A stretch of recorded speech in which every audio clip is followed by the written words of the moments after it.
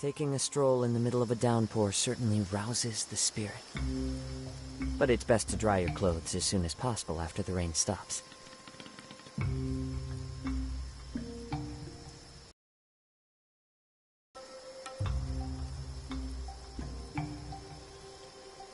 Wherever in this world I roam, I carry memories of my home.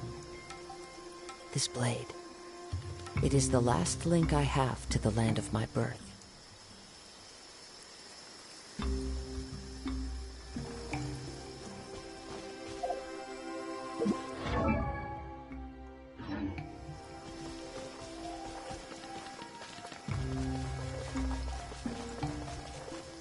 Into the wind!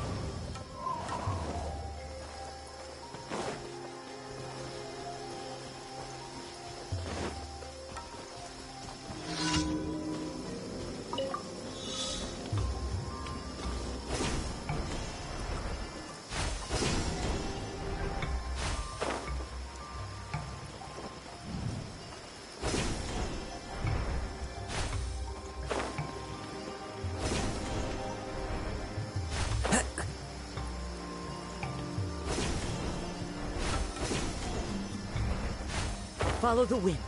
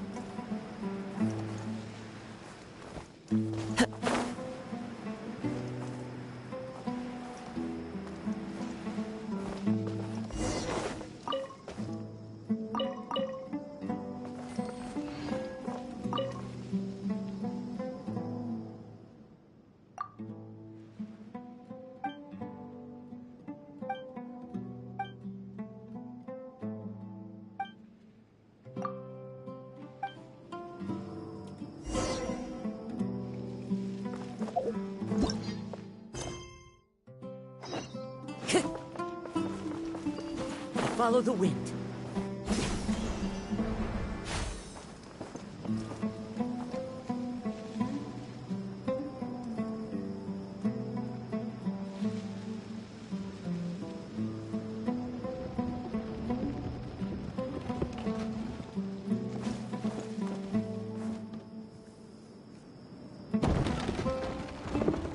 One with nature.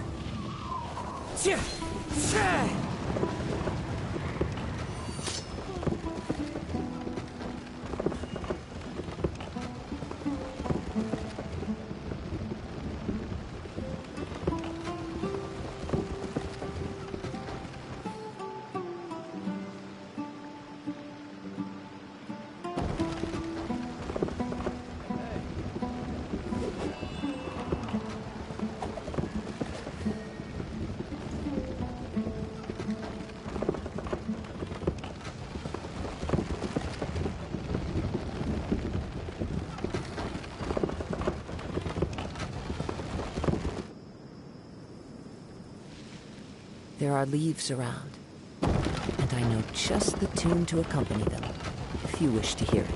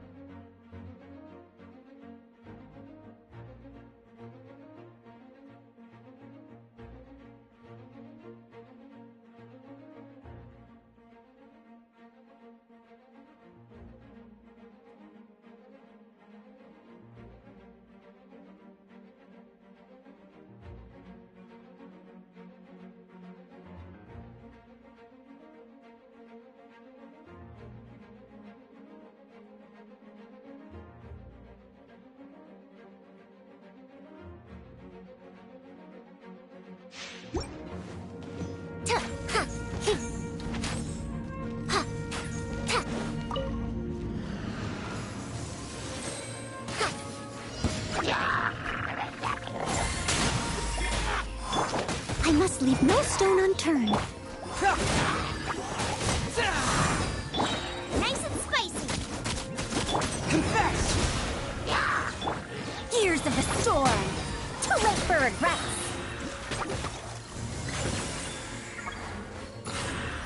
Eat this! As a good knight should. Dare to mess with me? Yeah, bring it on! You can't fool me! Get them!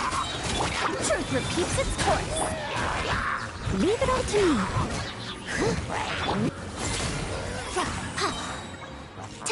Cyclone! Time to clean up. You're toast!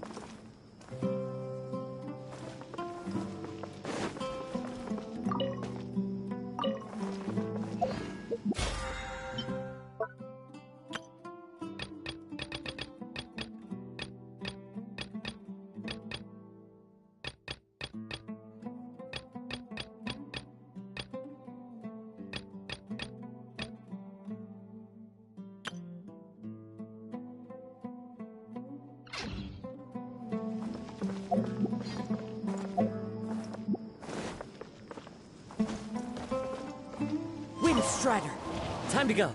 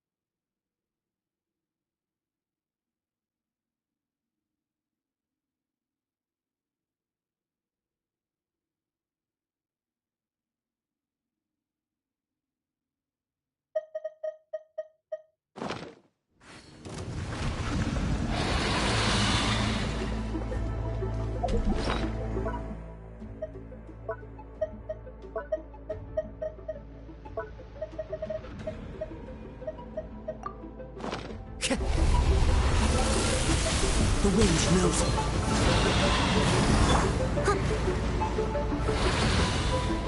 I'll catch up. I must leave no stone unturned. Higher, higher, hands on fire!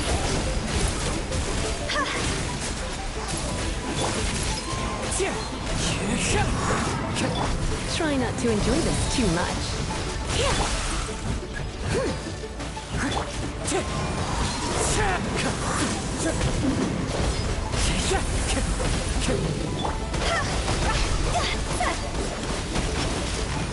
Is it my time?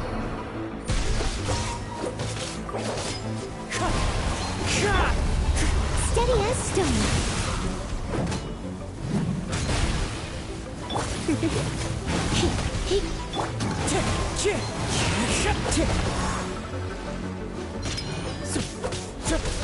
You're in for a little shock. Blitz. Strike. Leave it all to me.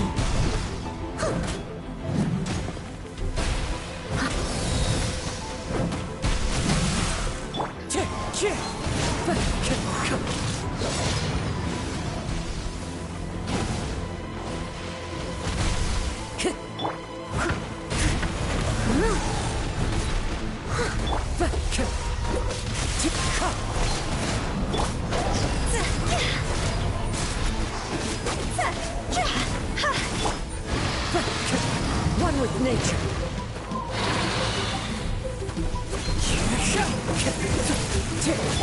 I must leave no stone unturned.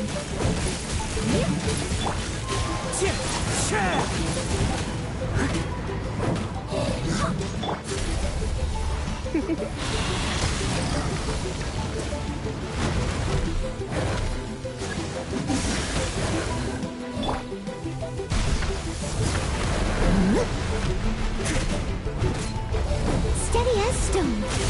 It was my honor to serve you.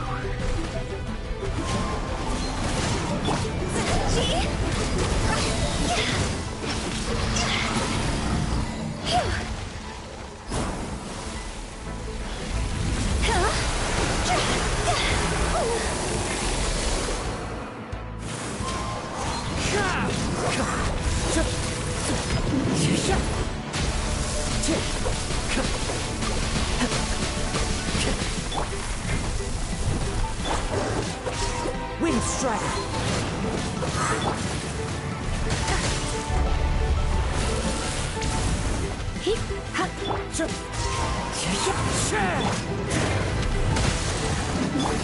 Time to go. Clouds high. The birds call.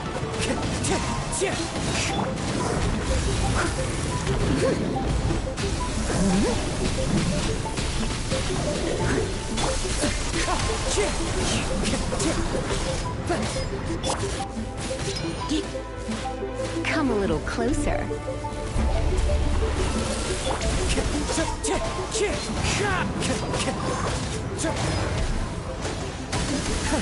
Not bad.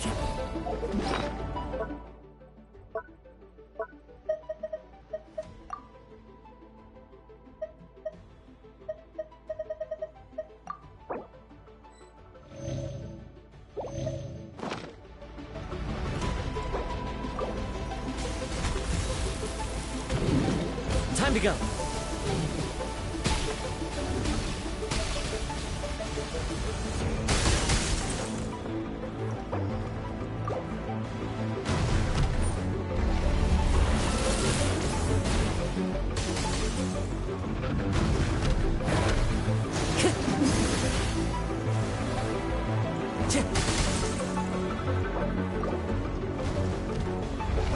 I must leave no stone unturned.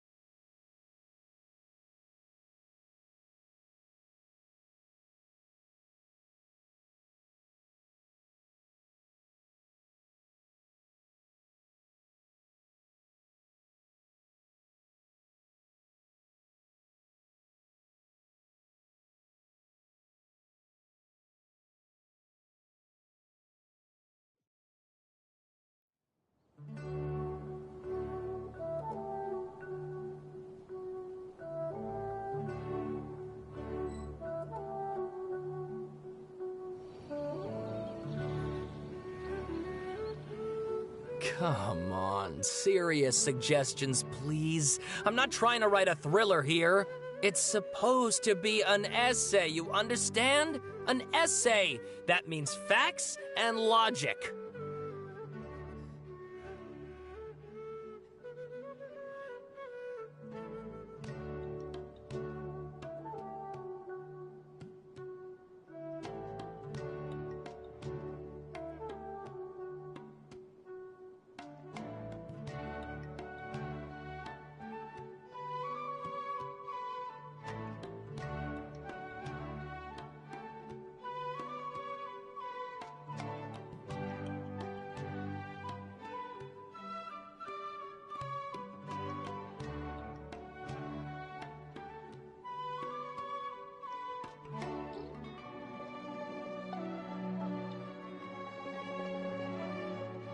Well, if it's facts and logic you're after, you shot yourself in the foot with your choice of research topic, didn't you?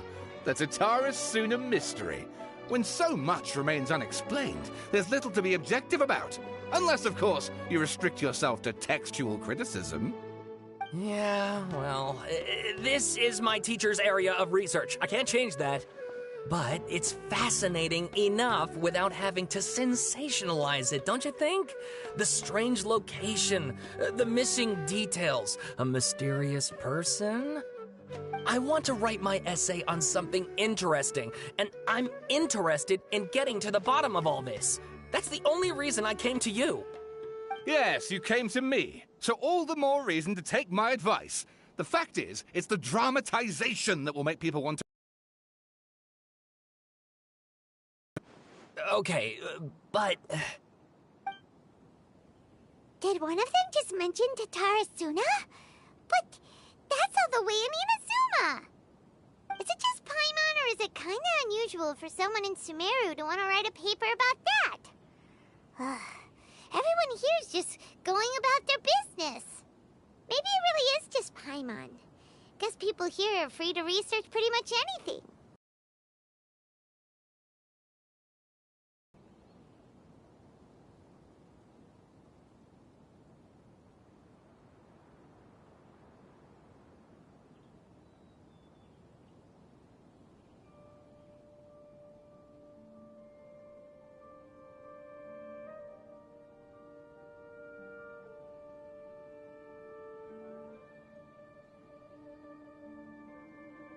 Great! Let's go find out what this Tatarasuna mystery is all about.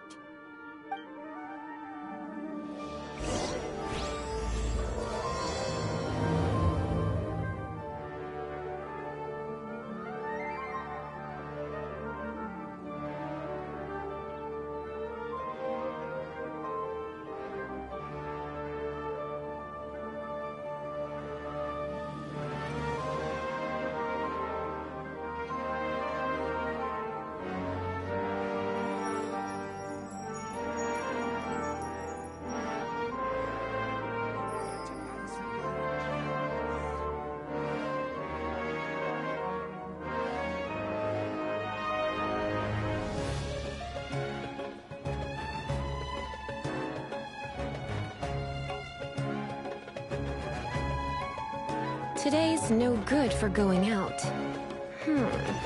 Did I say that yesterday as well?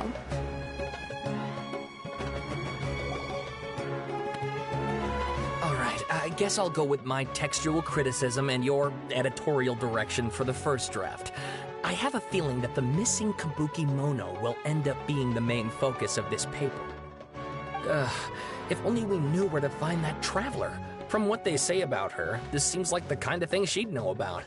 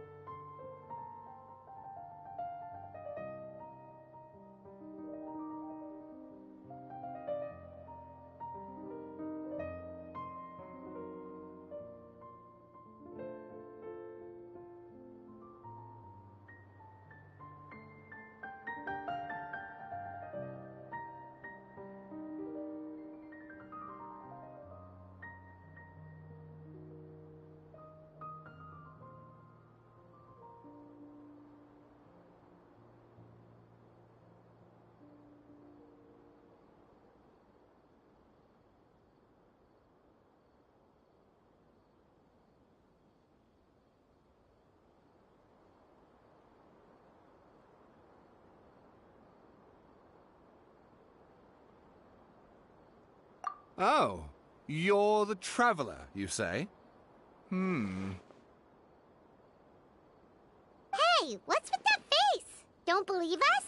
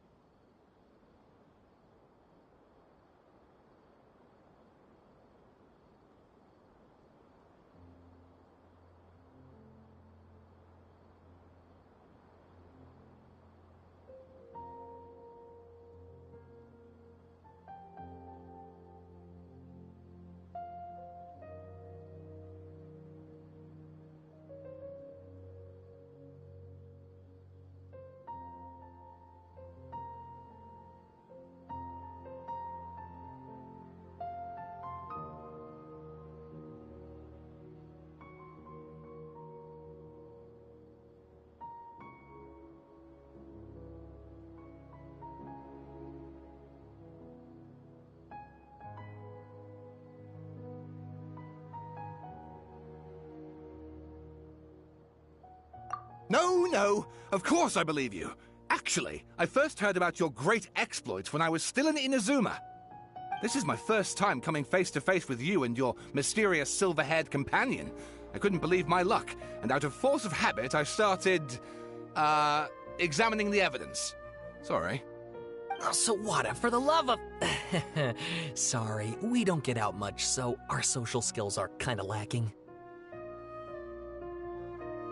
Traveler, I hear you've helped many people a great deal and been to many places. Would you be able to tell us about Harasuna? Actually, we don't know much.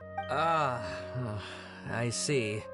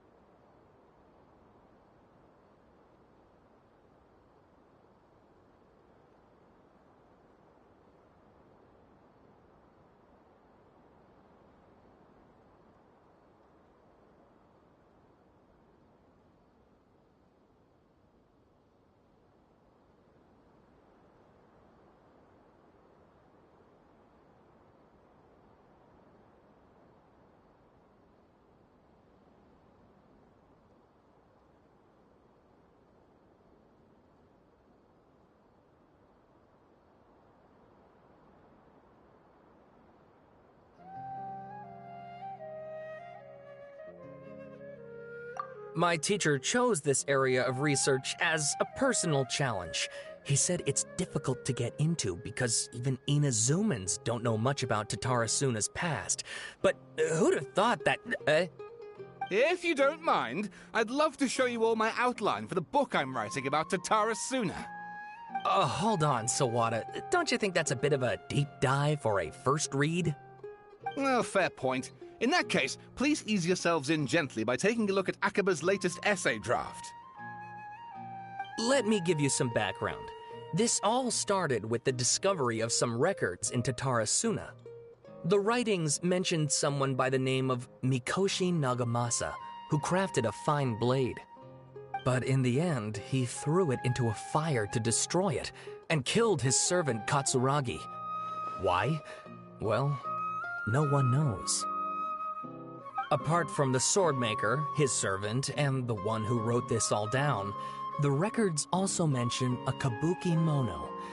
This seems to be an Inazuman word for an eccentric stranger, someone who dresses funny or acts in an unusual way. That's right.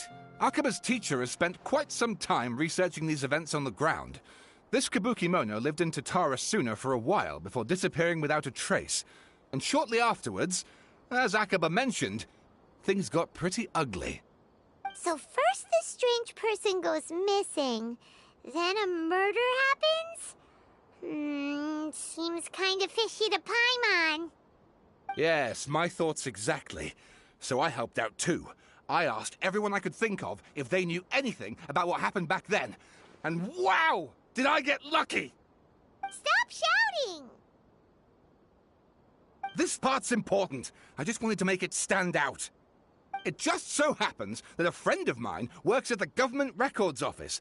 He looked into it for me, and I can now confirm that all the aforementioned individuals did, in fact, live in Inazuma over 400 years ago. Even back then, Tatara Suna was already at the center of Inazuma's smelting industry. The man in charge was a government official named Niwa. Curiously enough, it seems like he went missing too.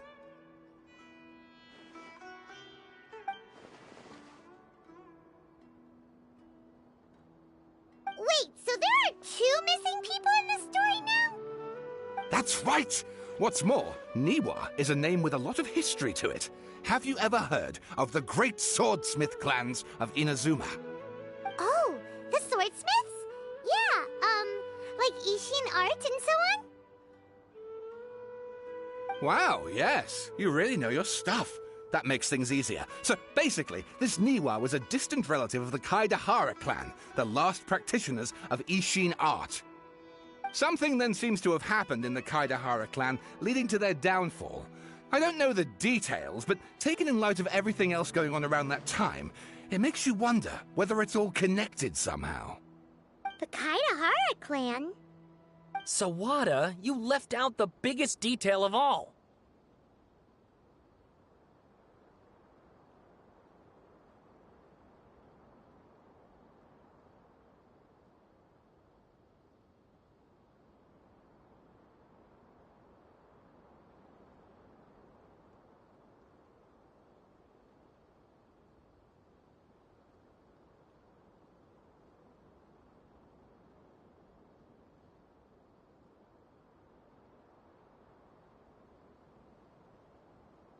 Oh, yes, of course. How could I forget?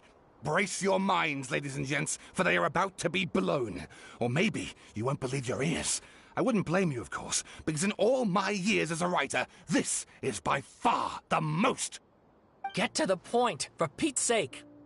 According to information acquired by Akaba's teacher, the Kabukimono was not a human, but a puppet.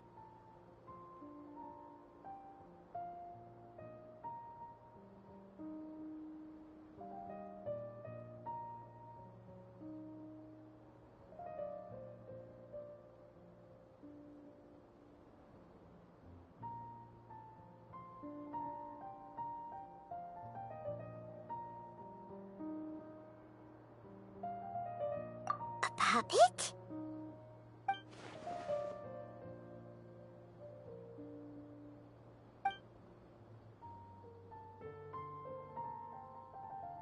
Aha! Judging by the looks on your faces, you do know something after all.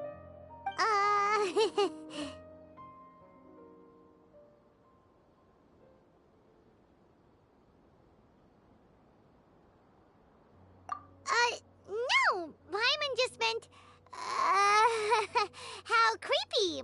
The way you described it makes it sound like a ghost story. I agree, it does. But considering that non-human races in Inazuma are by no means uncommon, spooky events are to be expected. And that's exactly what my book is about. Please, take a look.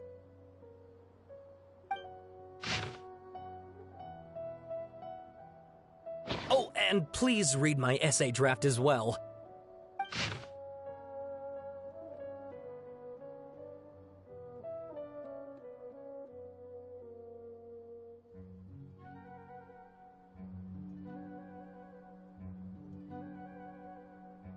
Sawada was encouraging me to follow his more creative approach, but I think essays should be grounded in facts. I don't think explaining everything away with mysterious forces will cut it. Oh, how about if I plug the holes in Sawada's narrative with political intrigue? Like, I could put a turf war between rival factions at the center of the whole series of events. Wait, you're allowed to just make stuff up? Pretty sure you've gone from essay to guessay there.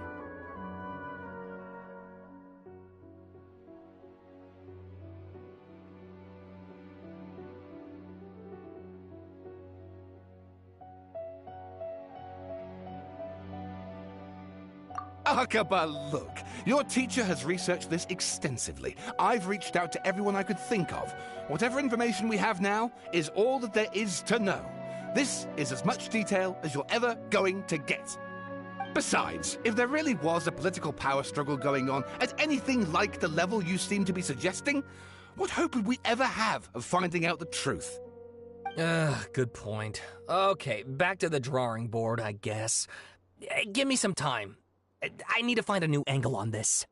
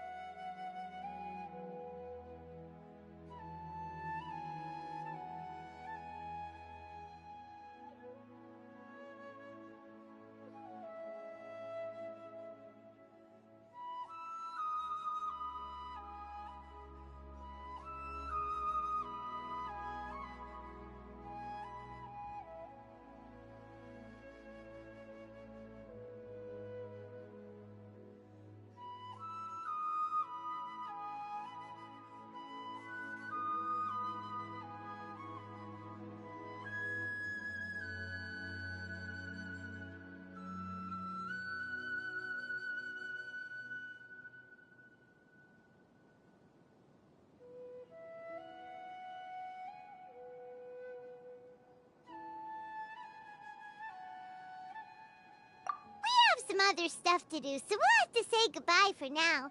Good luck with your essay! All right, thank you. If you find out any more info about all this, please do let me know. Thanks so much.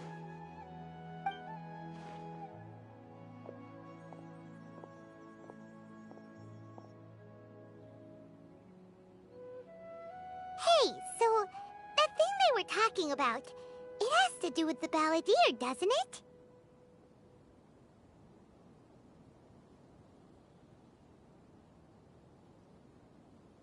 Okay, then, even if we did know something about it, we probably couldn't share it with them, huh? After all, we kicked his butt and got him locked up. Information about people like that is usually super confidential, isn't it? If you ask Paimon, Akaba should just pick a different topic. There must be as many essay topics as there are trees in the forest. Ah!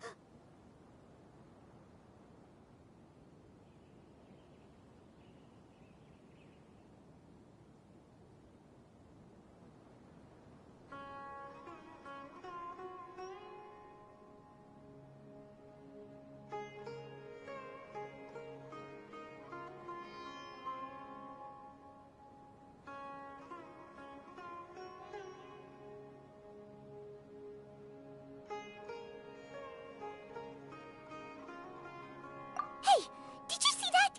He literally just went by, over there. It looked like...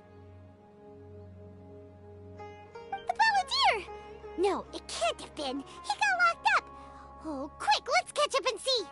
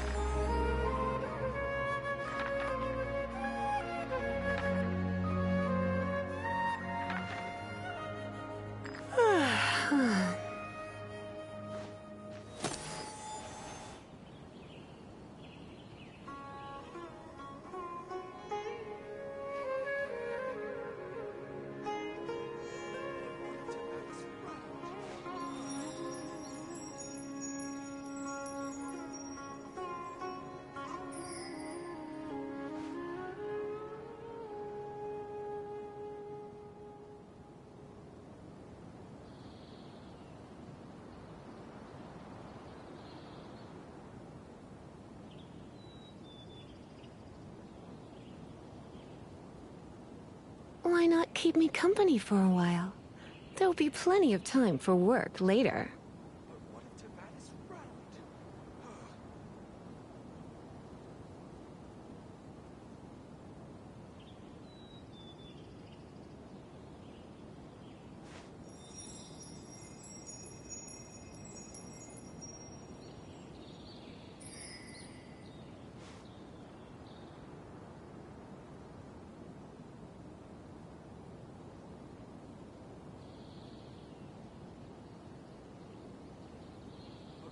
Today's no good for going out. Did I say that yesterday as well?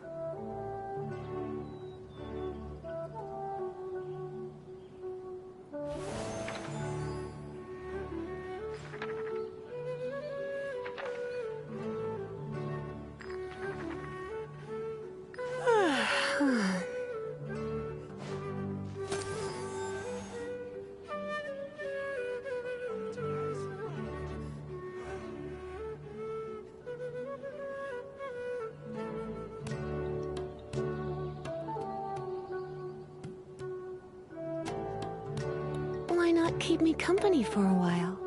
There'll be plenty of time for work later.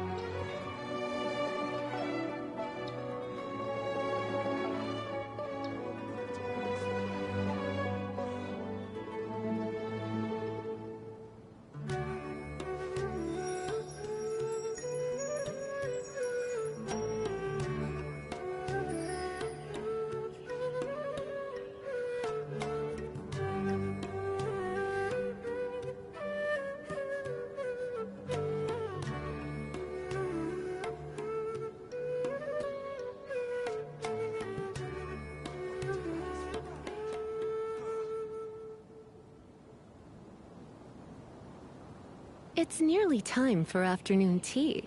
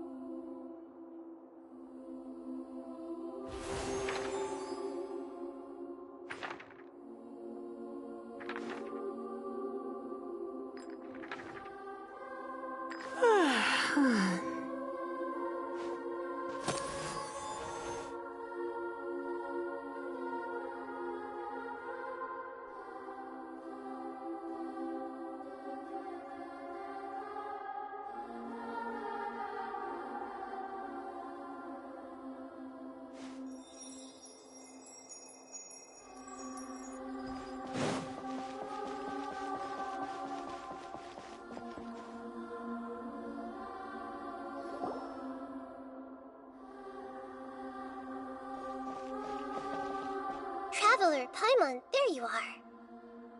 Nahida! Bad news. We just saw the balladeer strolling around in public. Did he escape or... Ah! It's him! Sure enough, you're here. Hey! What are you doing in the sanctuary of Surasthana? Aren't you supposed to be lacked up? I know you must have a lot of questions. Please, allow me to explain. It was my idea to set the balladeer free. We made a deal, and he's gonna do some investigation in Irminsul for me. A deal? Huh. You sure you trust this guy? What did you expect? Why do you think Sumeru would keep me around otherwise? Or maybe killing me is all you can think about. But if that's the case, why haven't you done it already? Don't flatter yourself. It was... Nahida said there's still some mysteries in you to figure out. Ah, so if it were up to you, you'd finish the job? Guess I had you all wrong. There I was thinking you were just getting cold feet.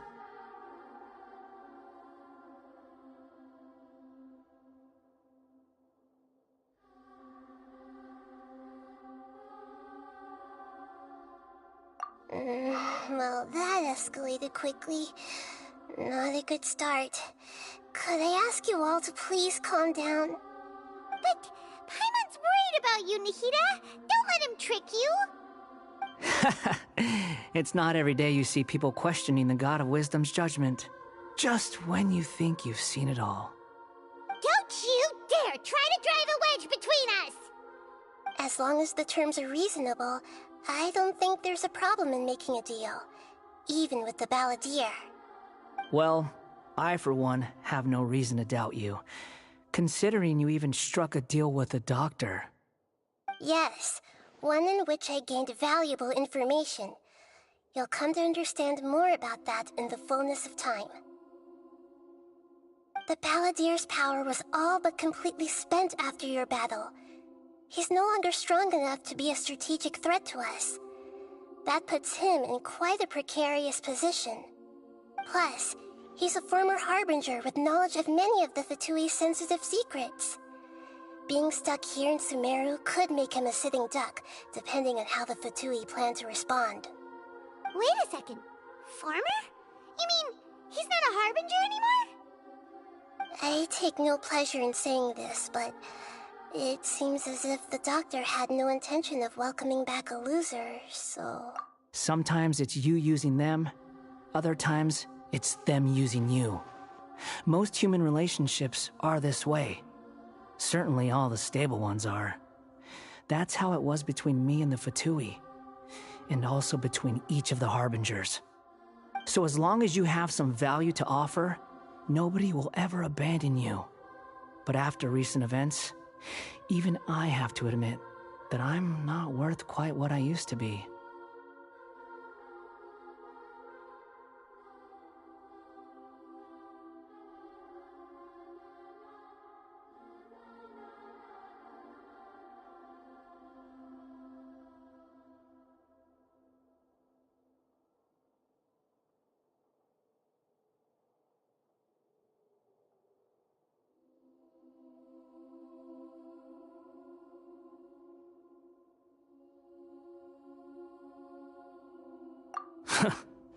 Well, if the Fatui are gonna reevaluate my utility, I need to have a backup plan for myself.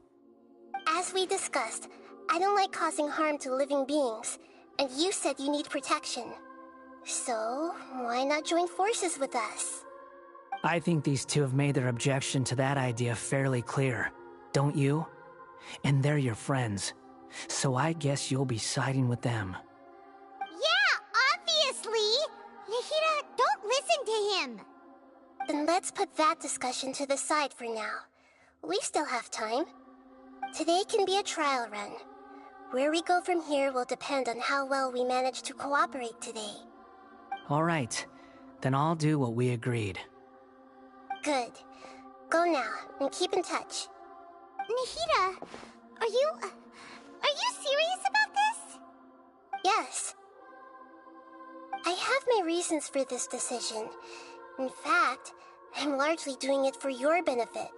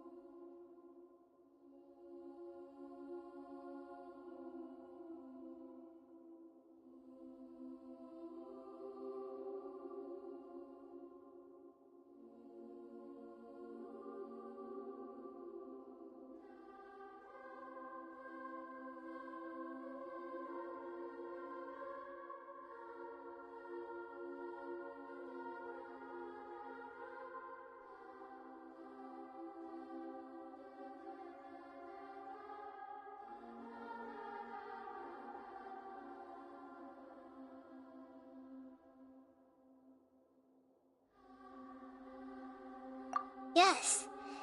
As I told you once before, there's information about your twin in Irminsul. Oh, yeah. Actually, that's the whole reason we came to see you today. So, you have an update on that? Mm-hmm. You may remember me mentioning that the Fatui had not included your twin's details in the Descender category. This is an extremely important point.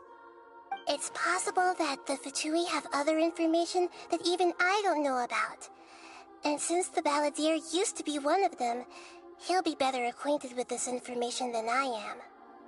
He was granted the power to connect with Irminsul when he almost became the god of a new era. Even though he no longer has the Gnosis, some traces of its power remain in him. He can still connect. The amount of information in Irminsul is vast beyond description. Sifting through all of it without knowing what to look for would take too long, even for me. So I asked the Balladeer to search in Irminsul for any information about the Descenders. He's more familiar with this kind of information, and should be able to find it more quickly.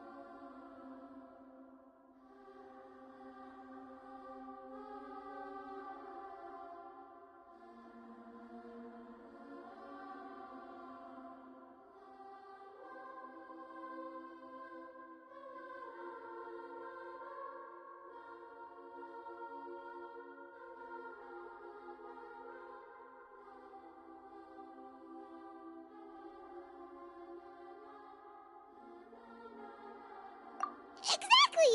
Or what if... Paimon just doesn't trust him! He's treated us as enemies every time we've run into him! I understand. But sometimes, everything is dictated by which side you're on. How things will go in the future depends on what information he brings back. And Traveler, I know what your heart desires most of all. Our minds have connected several times before. There is a corner of your heart reserved for an intense longing. A feeling of being all alone in the dark, searching for the one candle whose light still burns. It is my responsibility to be on guard against the Balladeer.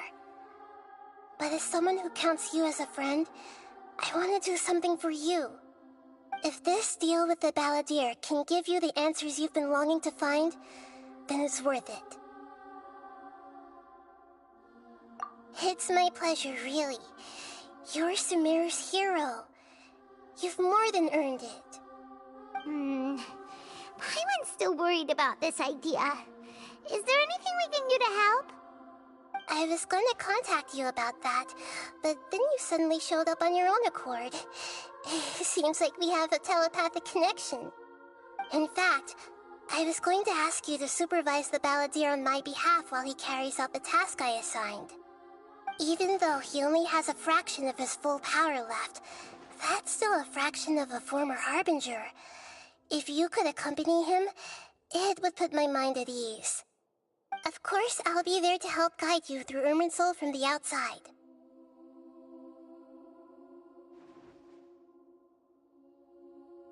Great, thank you. Prepare yourselves. I'm going to transport you into Irminsul.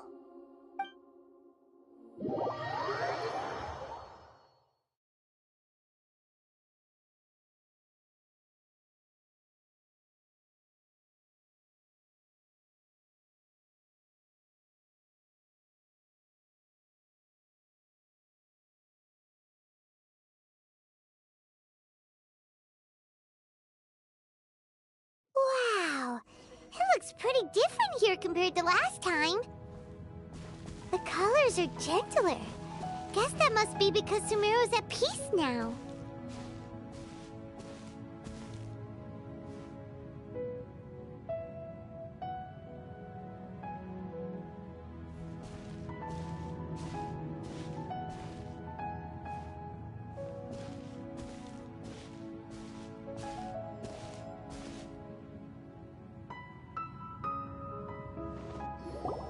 Look at that. Hot on my heels. You know, you didn't have to cut your catch-up short just to keep me company. Oh, but I guess you panicked when you realized that I might enter Irminsul ahead of you. Shut your beak, jailbird! No way a prisoner gets to be so smug! I understand that prisoners have to put up with harassment from the guards, but right now, I'm on temporary release. So maybe you should think about backing off a little.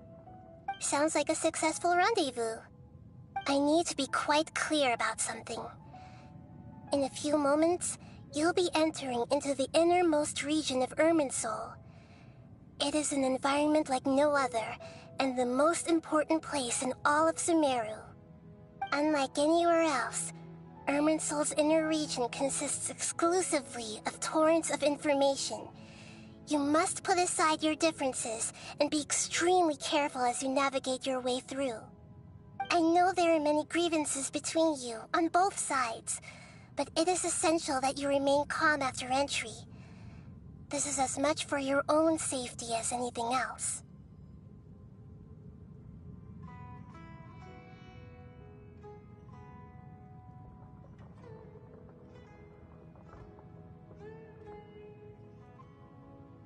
Fine, let's call it truce, but only until this mission's over. Let's cut each other a little slack, shall we? We are gonna be traveling together after all. Per my agreement with Lesser Lord Kusanali, I'll be at the front. It's my job to lead the way and get rid of any obstacles in our path. All you have to do is keep your pretty eyes open and try not to fall behind. You sure are confident. Paimon will give you that. You make it sound like you're even more experienced at adventuring than us. If there are no further objections, I suggest we get going. Or did you need some time to mentally prepare yourselves? Ew! Ugh, the snark on this guy.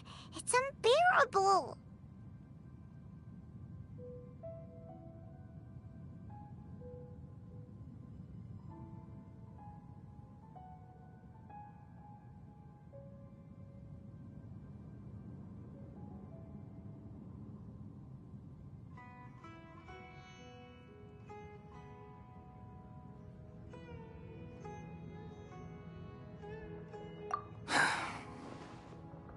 We can start now. Irminsul access granted. Initiating connection procedure. Is this a small sapling?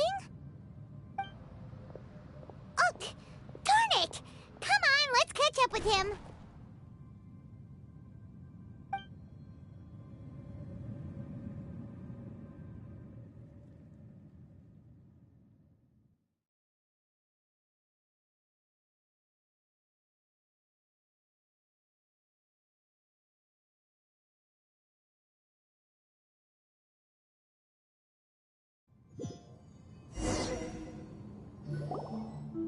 Wow. So this is the inside of Irminsul.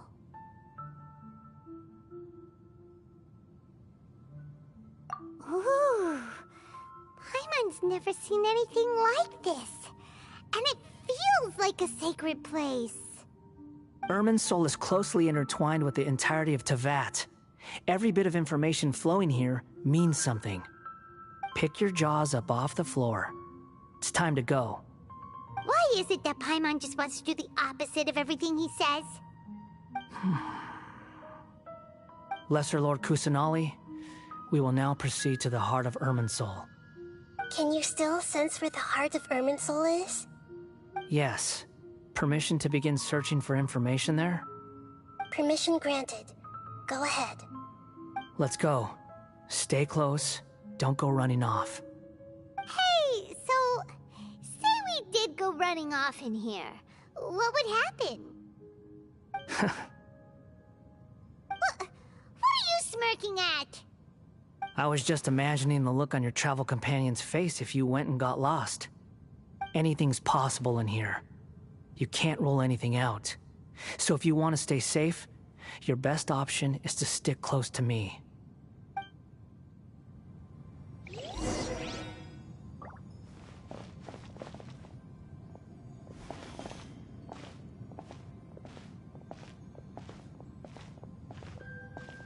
These sapling things have spread out.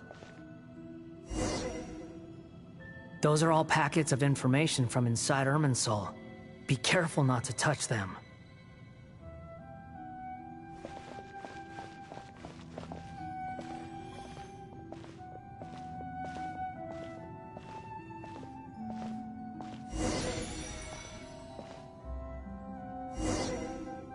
It looks the same in every direction.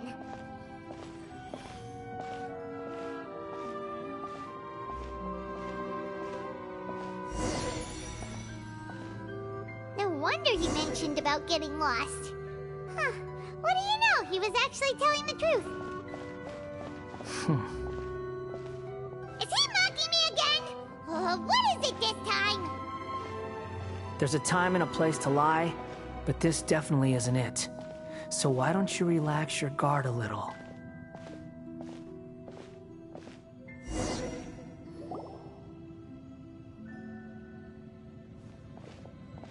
We're here. What a huge tree!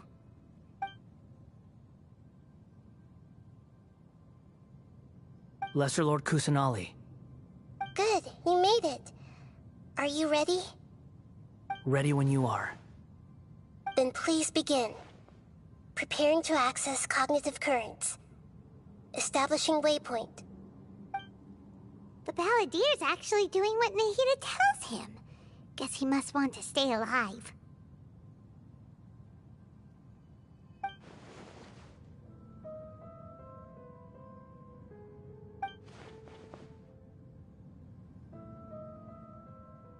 The rest is up to you.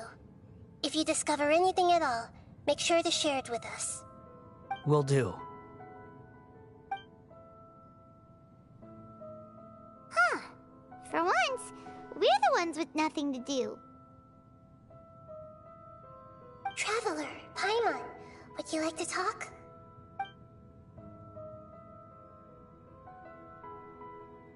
Yes, I've also invited Paimon to join. Huh? What the? We can talk to each other inside our heads?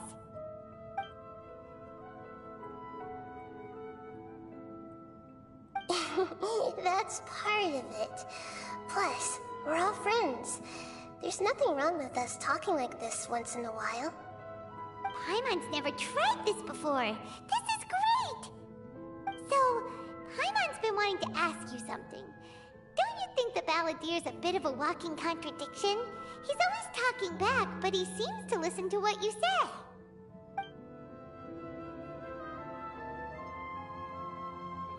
As I've told you before, there are still some mysteries for him to resolve.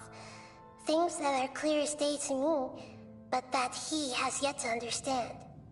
Perhaps today will be the day that he finds some answers.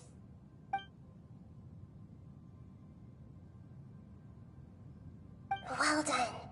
Smart and attentive as always.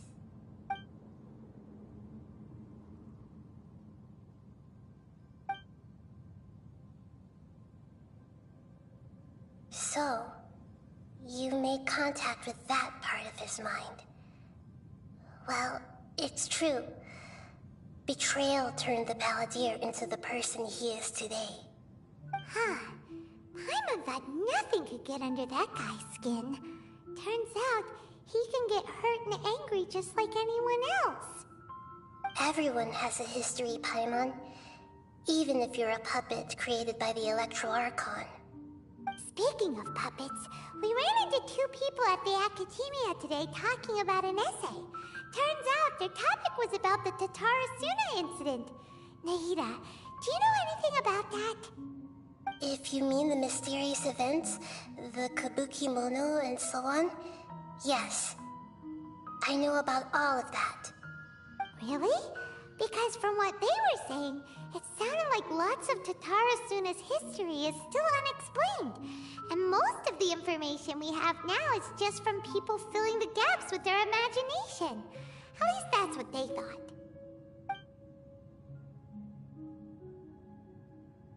Oh? How interesting. Those two managed to deduce quite a lot through guesswork alone. So the Gesse got it right? Well, they guessed right about one thing. Tatarasuna was sabotaged. Must be a riveting conversation you three are having. Funny how all the good ones happen when I'm not involved. What makes you think we're talking to each other? Don't insult me. You're having a private conversation without me. Obviously, I must be the topic of said conversation.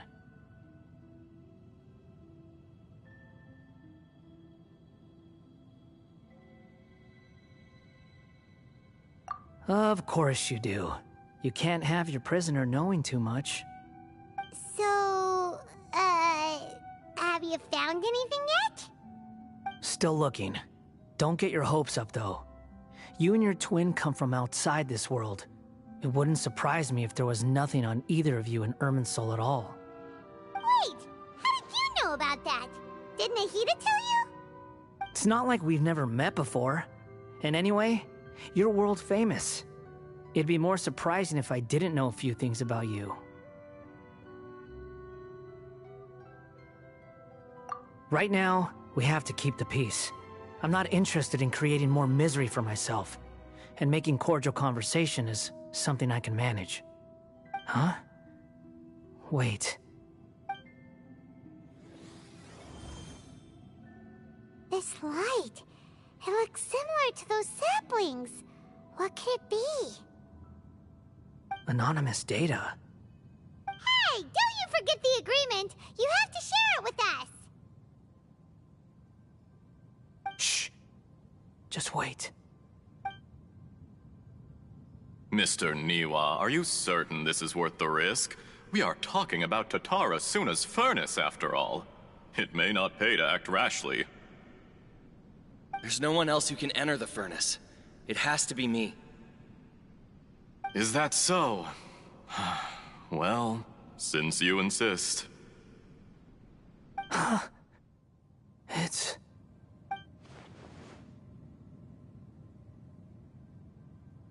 Whoa!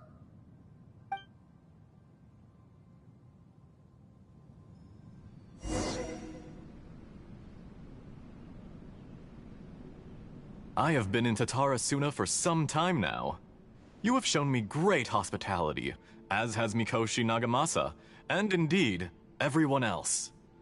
Under your leadership, Tatarasuna is a warm, welcoming place, like a giant village. People are gainfully employed, their lives have purpose, they are motivated. As I understand, the Raiden Shogun has, in recent years, eliminated much of the evil that plagued Inazuma. As for Tatarasuna, it was originally established as a means of safely disposing crystal marrow. The forging industry with crystal marrow as a raw material has since flourished, giving rise to generations of swordsmiths. Some world-renowned, others unknown. all passing on their legacy. Skills, blood, dreams. Every smith brought into this trade looks to find their purpose between steel and blade. That is why you accepted the proposal brought to you by myself and Akame. Yes, well, were it not for you coming to Inazuma and happening to make Akame's acquaintance, the two of you never would have joined forces. And he would be the first to admit that there's no way he could have revolutionized our forging process like this on his own. At least not on the same timescale. You allowed Akame to take all the credit for a method that you jointly developed. He sold it to me, and now every piece of ore here is smelted using the new technique. Even now, you remain one of Tatara Suna's key consultants, working right here alongside us. I believe it is you, sir, who are truly responsible for the changes in our manufacturing and forging methods. You flatter me.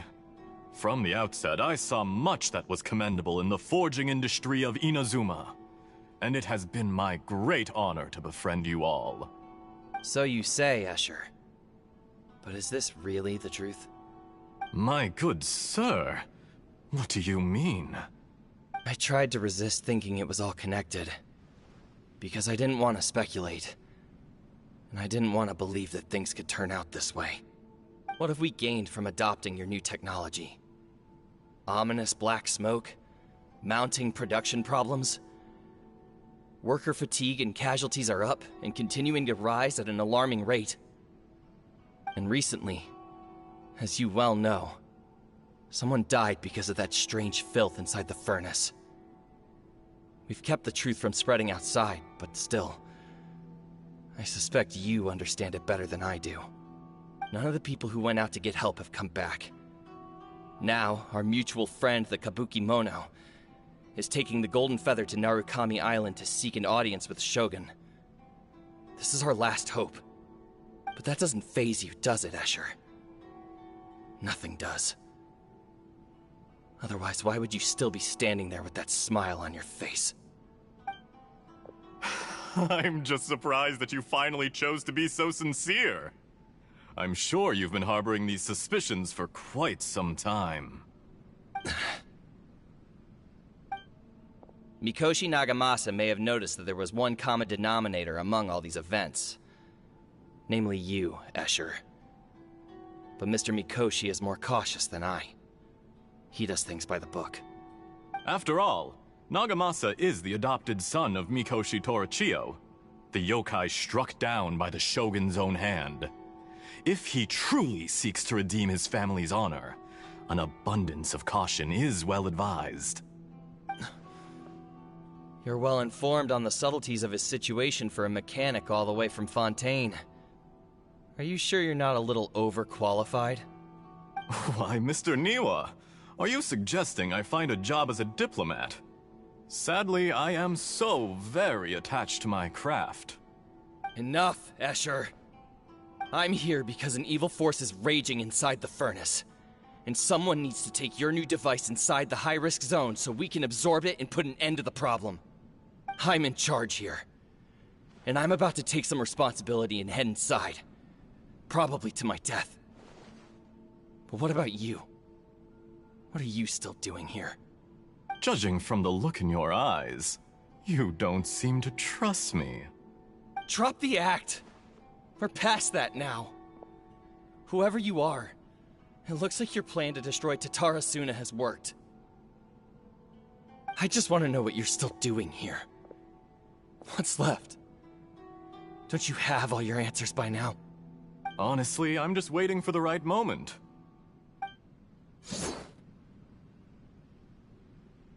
A moment like this, where you finish talking and I stop you from entering the furnace. You...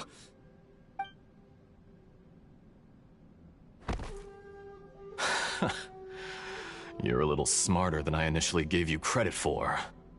I thought I'd disguised myself exceptionally well, at least for the first few days. But to my surprise, you had your people look into my background right from the start. It's a long journey from Inazuma to Fontaine, but that didn't stop them.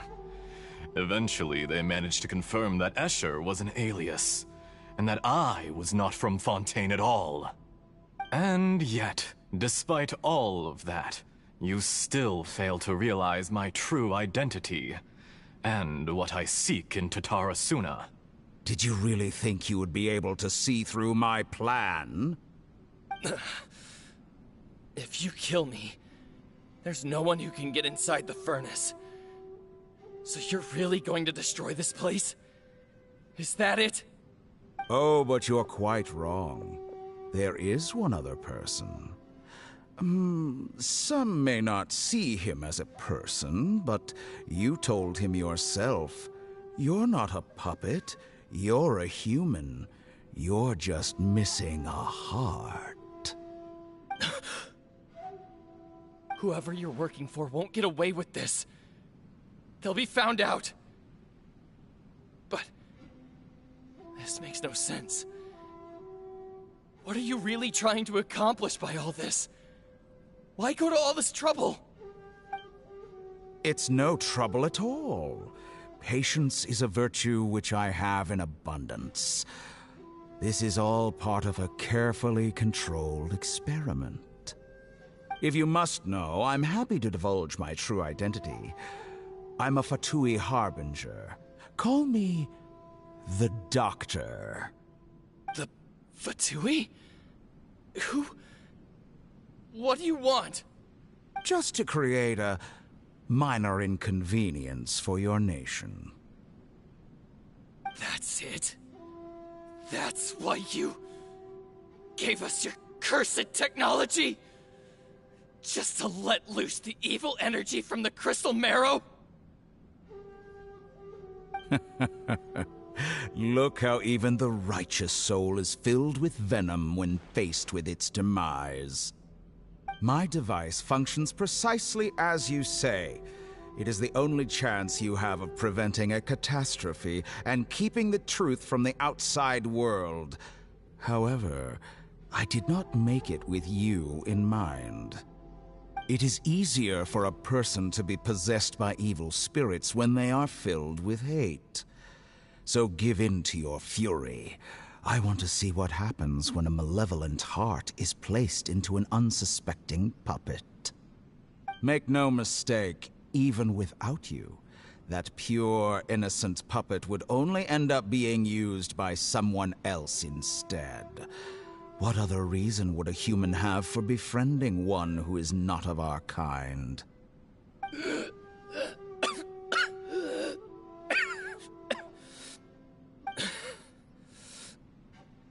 If you give him my heart, tell him that both Nagamasa and I see him as one of us.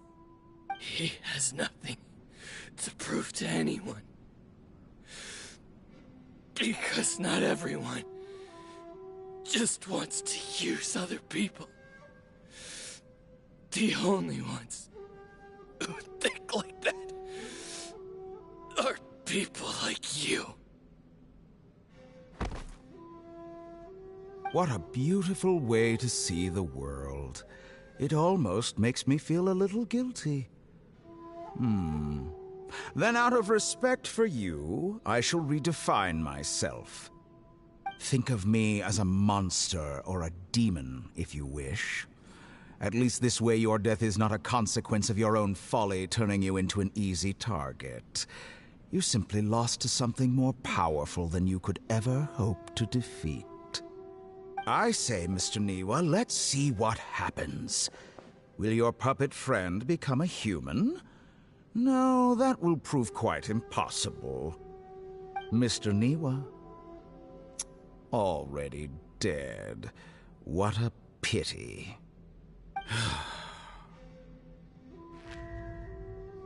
Jester, I have completed the task you gave me. Creating a gap and infiltrating Inazuma's inner workings. What fun it was. I'd like to introduce a puppet to you. If he proves useful, let's make him our newest comrade. And if not, let's turn him to dust.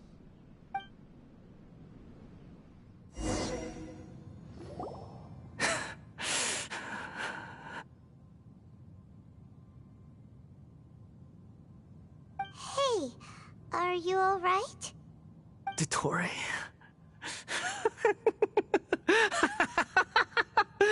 Dottore!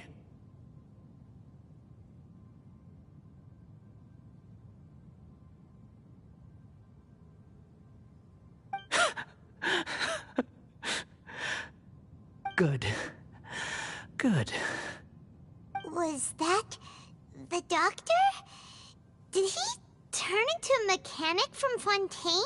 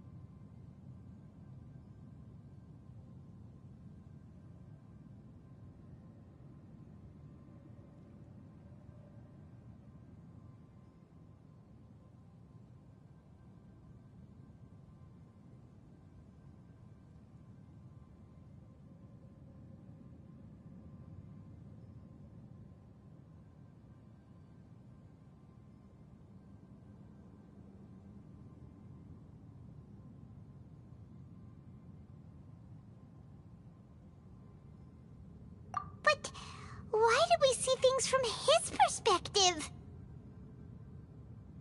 When I touched the doctor to confirm whether he'd eliminated all his segments, I read this memory in his mind. You have to admit, it must be the truth. Maybe so, but it means nothing. Does it? But this memory shows that Niwa didn't betray you. He never meant for you to be the one to take the device into the furnace. You know very well what that means. Even more so than I.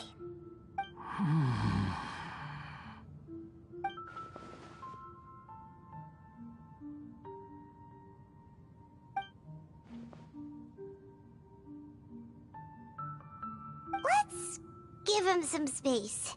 He looks really mad. Paimon doesn't want to be anywhere near him right now.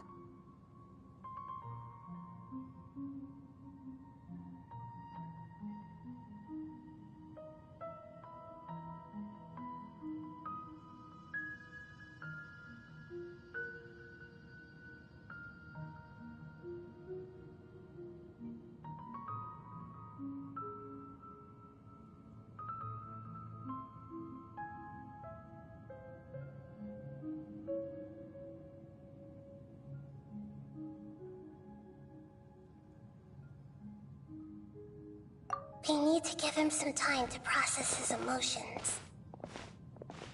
Paimon's still confused about the Tatarasuna incident. So, the doctor was behind it, but why has that gotten him so worked up? Nobody has ever deceived you like that, Paimon. It's natural that you find it difficult to understand. Perhaps he needed to learn this someday. So now you have the complete picture. Katsuragi took the Kabuki Mono to live with the people of Tatarasuna. Later, the doctor showed up, disguised as a mechanic from Fontaine. And that's when the trouble began. It was all a horrific experiment planned by the doctor. Everything he did was just to plant seeds of disaster in Inazuma that would bear fruit in the future.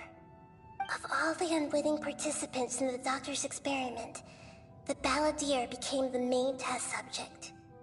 After the events you just saw in that memory, the doctor put Niwa's heart into the device and handed it to the balladeer. Then, he instructed him to enter the furnace and absorb all the filth caused by the smelting process. The load was far beyond what he expected, but the balladeer survived.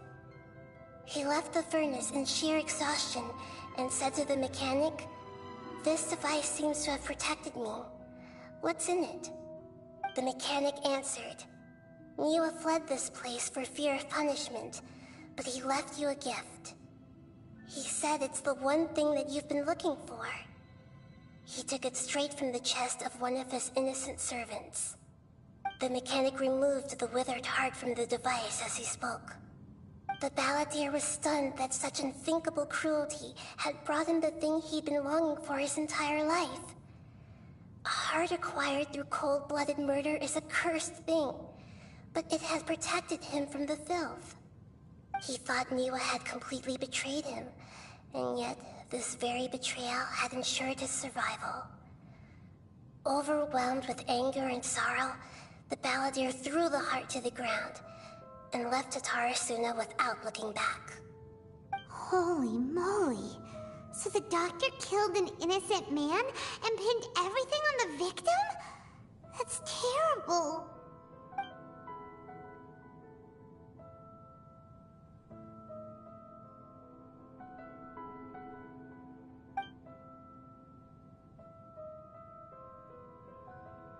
Yes.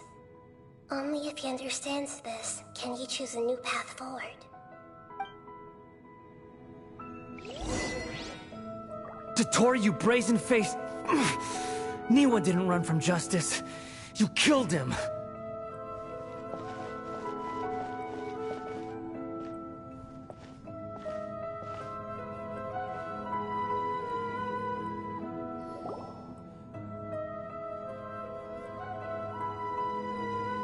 Shall we see how he's doing?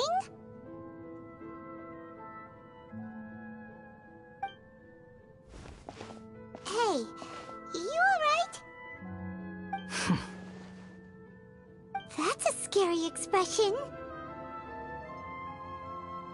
Are you worried about me?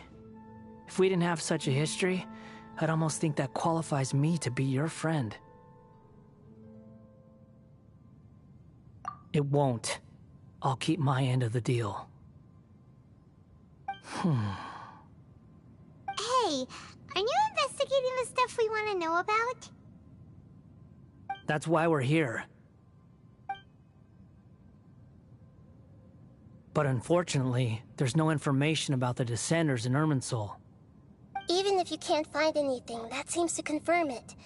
Irminsul does not keep records on the Descenders. Anyone who comes from beyond this world is not counted as part of Teyvat. Oh, does that mean we have to leave empty-handed?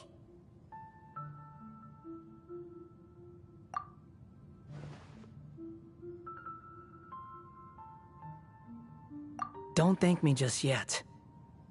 You look really upset.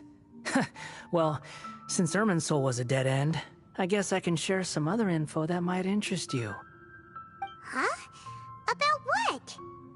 The reason why there are records about your brother in Irminsul. It might have something to do with Conria. Apparently, Conria was his first destination when he arrived in this world. Plus, he only came to this world because the heavens responded to the summoning. The heavens responded? The Jester told me this himself. You can take his word on this. He was a royal mage in Conria, and lived with your brother for a time.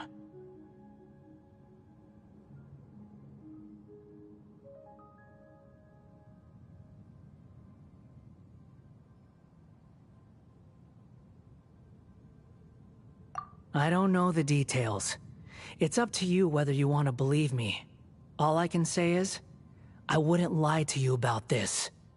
Did you get all that, Lesser Lord Kusanali? Yes. Astonishing news. Does this info count towards my mission? It wasn't from Irminsul, but was it valuable? Very valuable.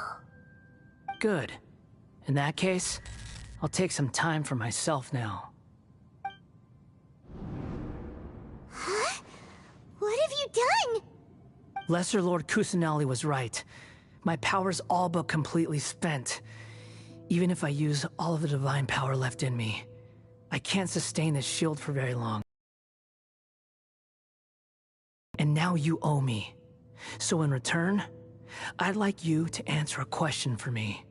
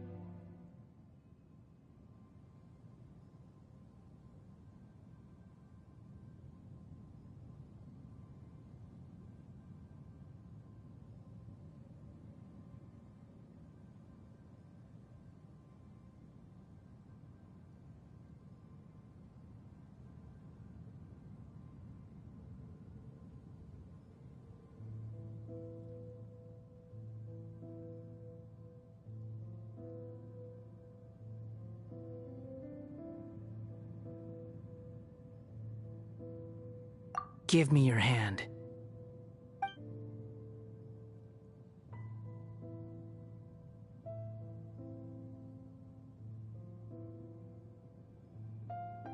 Can you hear my voice inside your head?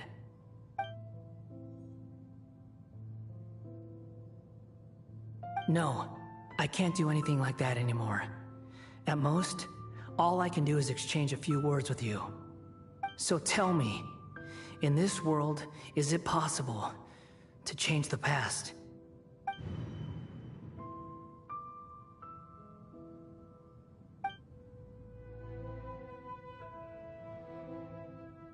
Done. Huh? What the? What happened? Paimon only saw you hold hands for a second. Nothing. I was just thanking her for helping me.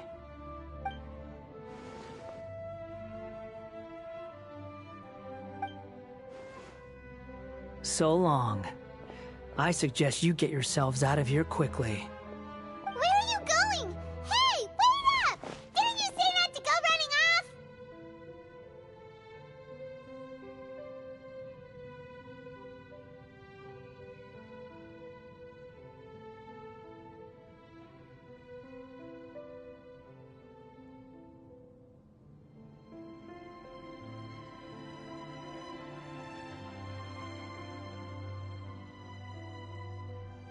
Fast reaction time, but I don't think we'll be seeing each other again.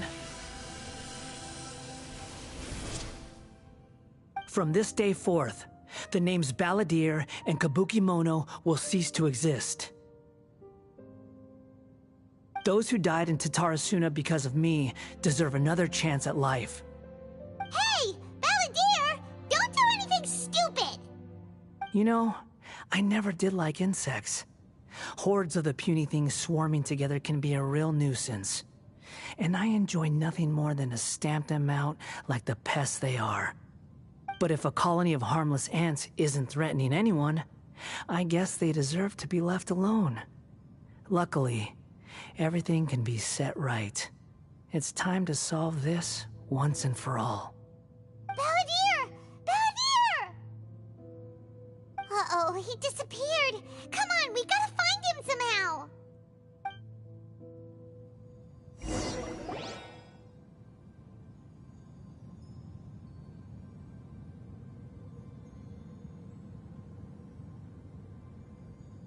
Oh no, he's really gone. Oh, can you hear me? Nahida! Traveler, Paimon, Balladeer, what happened just now? I was suddenly cut off by some kind of power. It was the Balladeer's fault. He shut you out.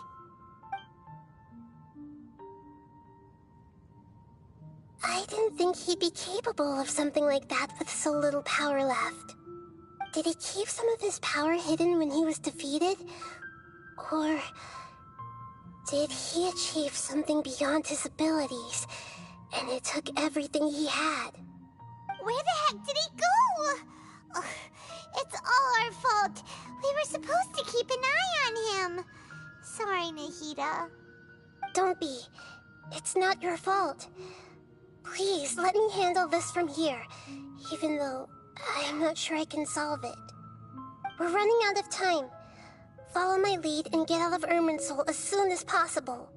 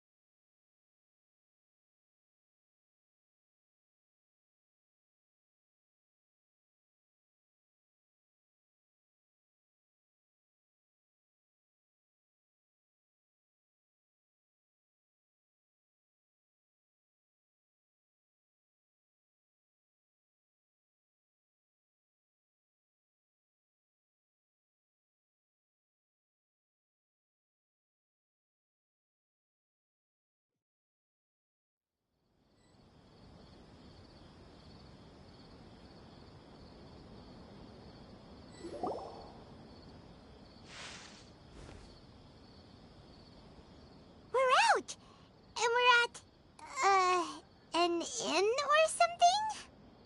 This is an emergency. I'll have to ask you to stay here for now.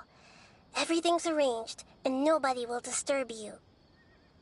I'm sorry, but this isn't something I need your help with. Leave this one to me. An emergency? How bad is it? Nahida, will you be okay? Don't worry. If my assessment is correct, though there may be some minor disturbances, it won't lead to a disaster. Please rest and recover your strength here until I say it's safe. Her voice has gone. Paimon can't shake the feeling that something really big has happened. What do you think the Balladeer meant? And why did he suddenly grab onto you before?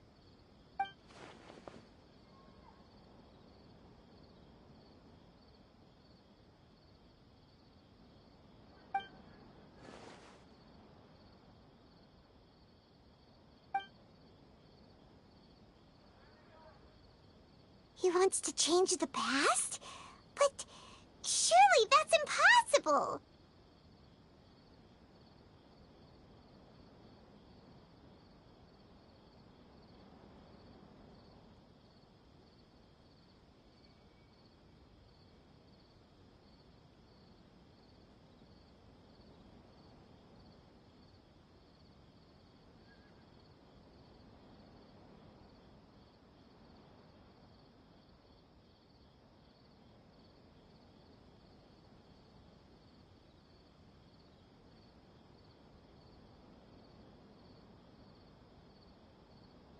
Right! You can't just rewrite history! All that stuff happened already in real life.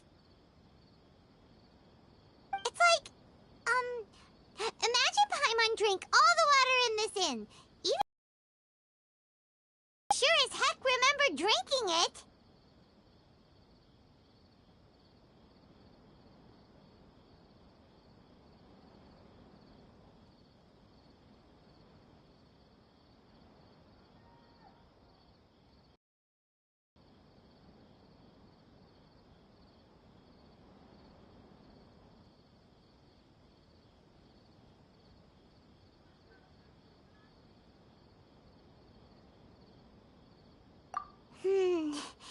So, why does Paimon still have a bad feeling about this? Paimon can't help but feel scared about what he might do. Oh, Paimon's so confused.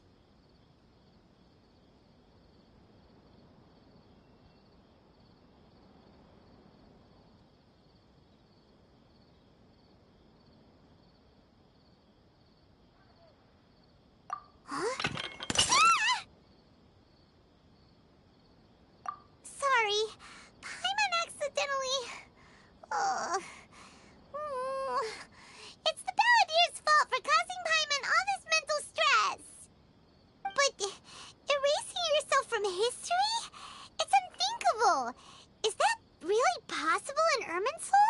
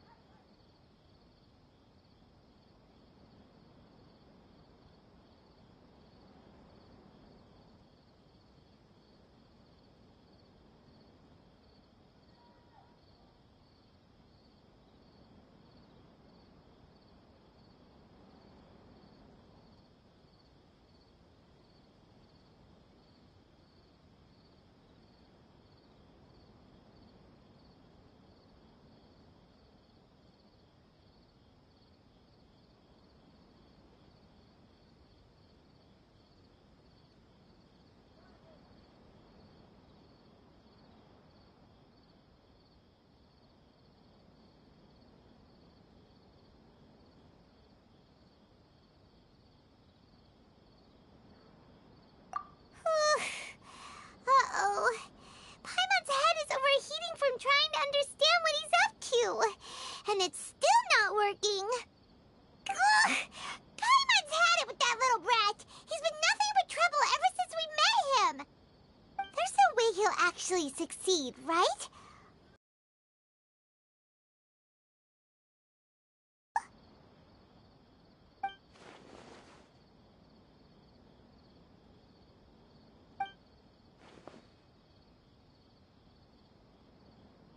There's nothing we can do about it at this point. Hey, have you got any ideas on what we should do next?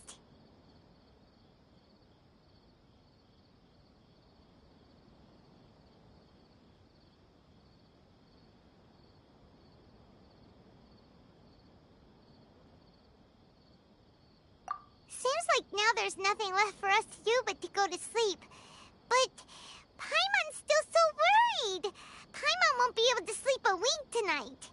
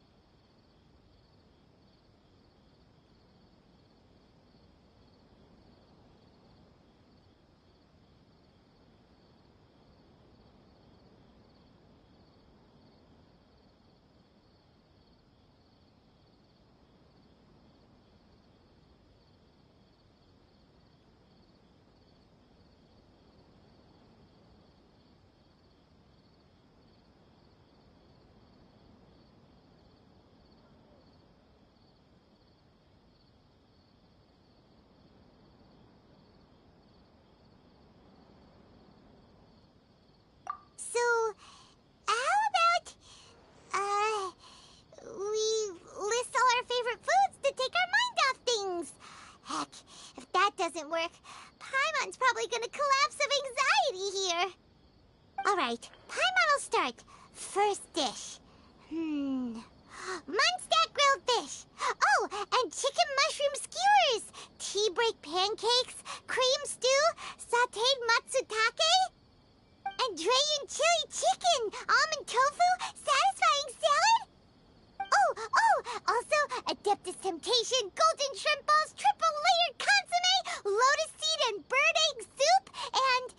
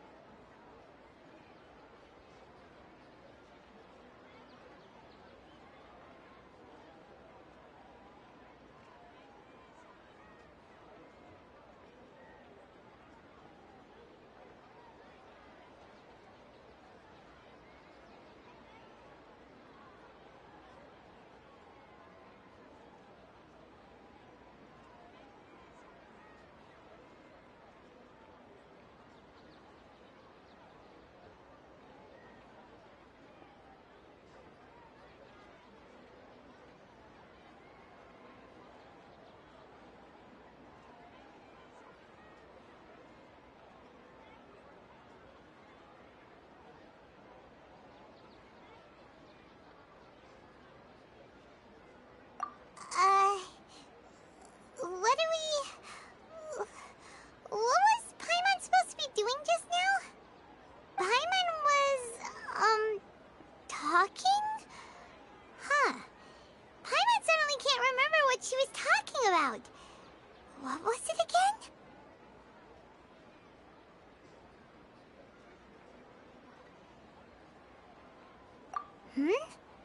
The Balladeer? Is that a food too?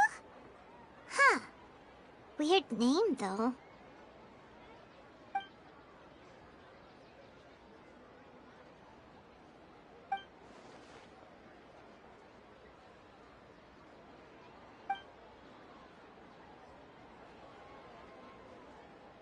What's wrong? Your eyes are like saucers. Was it something Paimon said?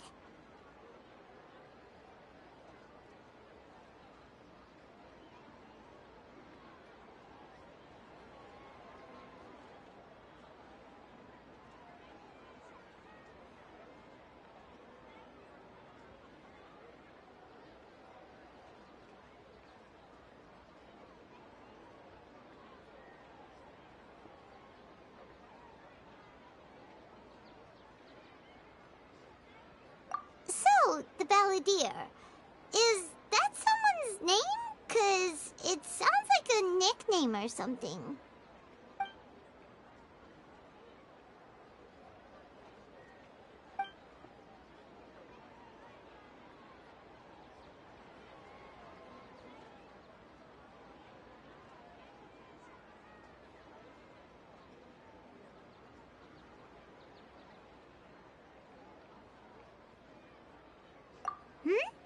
Okay, sure. Where are we going?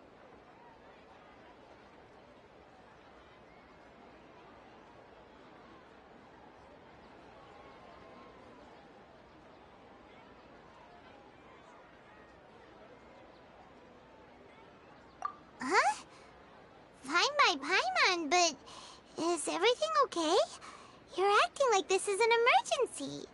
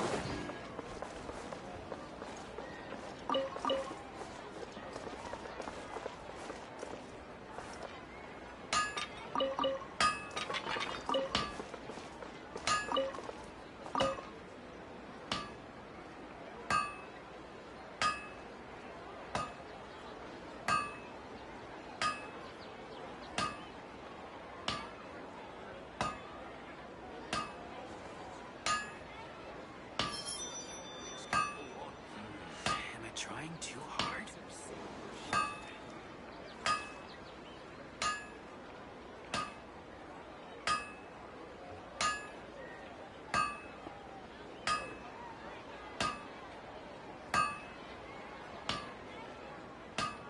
Wherever in this world I roam, I carry memories of my home. This blade, it is the last link I have to the land of my birth. Am I trying too hard?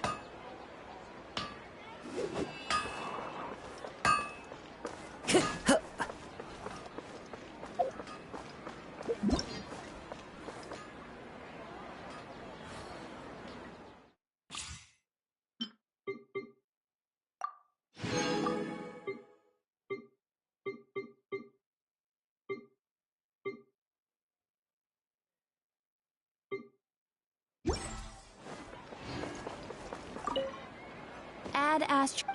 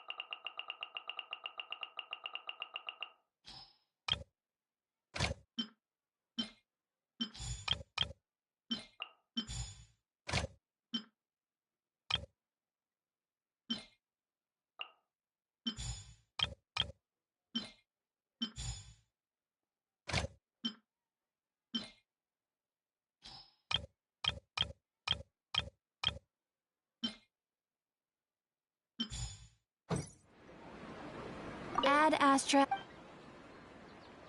Thank you for completing.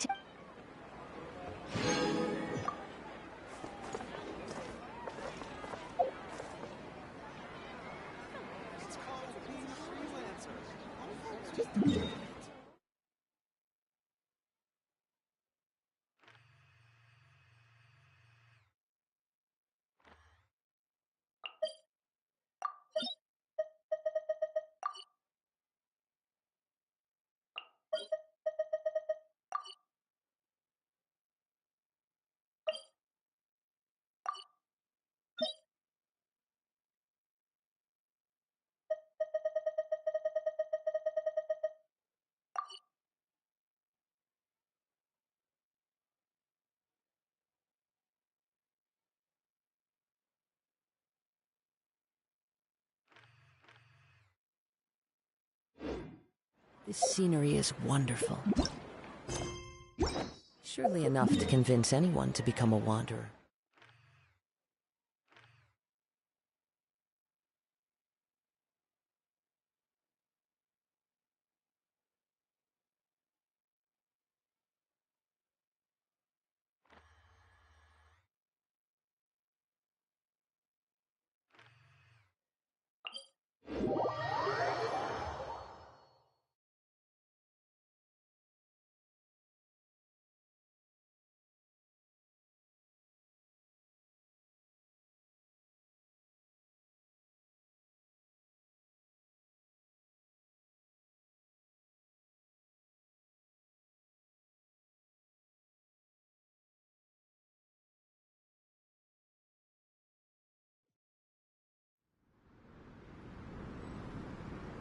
Wherever in this world I roam, I carry memories of my home.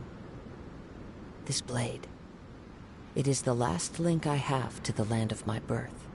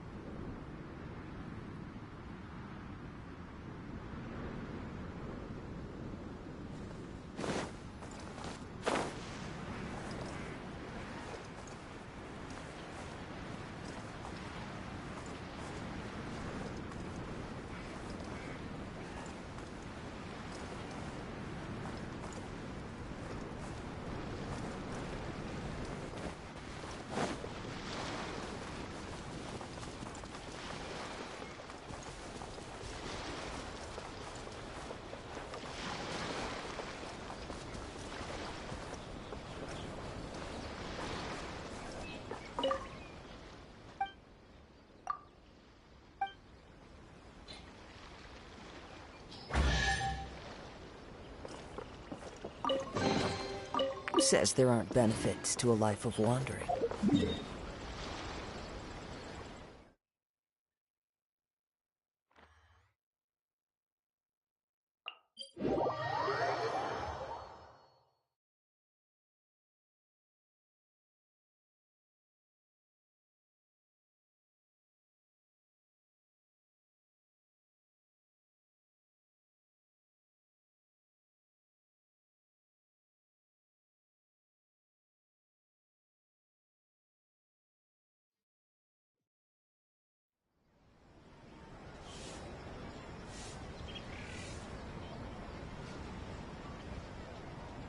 This scenery is wonderful. Surely enough to convince anyone to become a wanderer.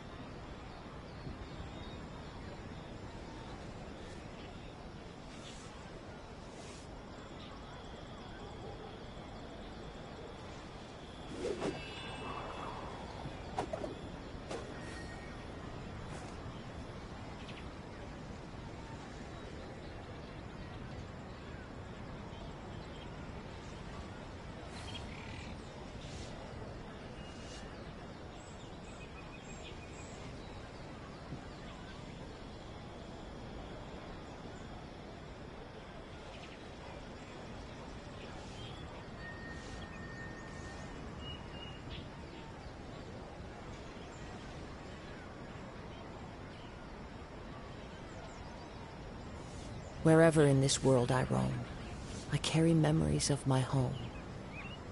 This blade, it is the last link I have to the land of my birth.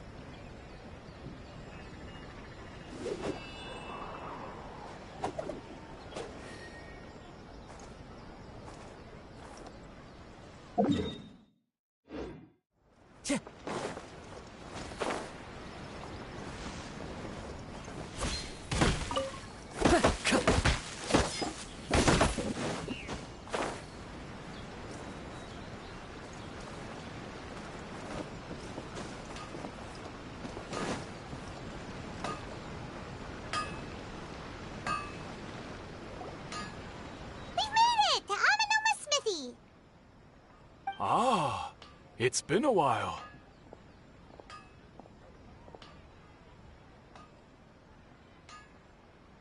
Of course. Go ahead.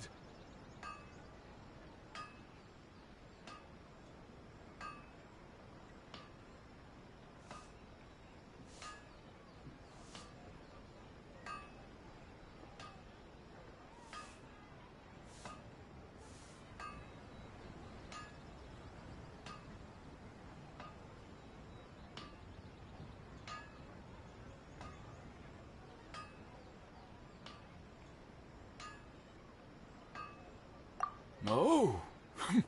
Now there's a question I wasn't expecting. Very well. I'll tell you what I know once more. The once renowned Raiden Gokuden, comprised of 5 branches. Amenoma, Futsu, Ishin, Hyakume, and Senju. The art of forging practiced by these 5 clans was first taught to them personally by the almighty Shogun.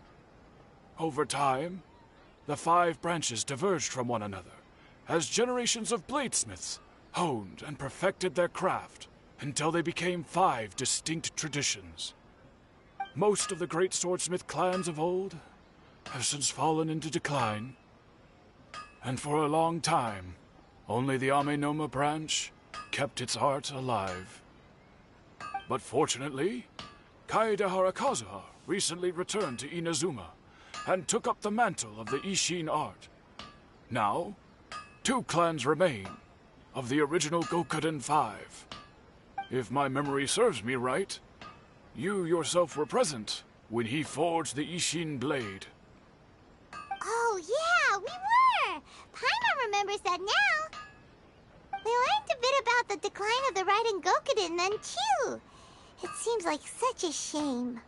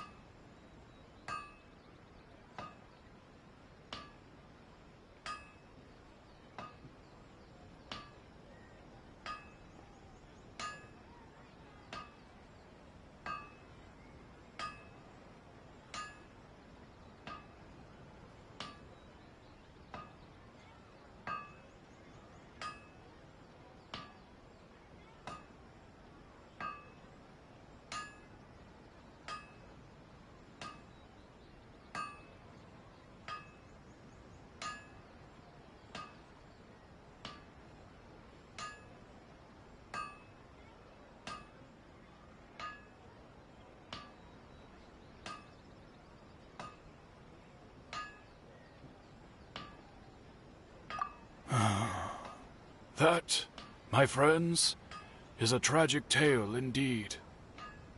In fact, this was not made known to me for most of my life.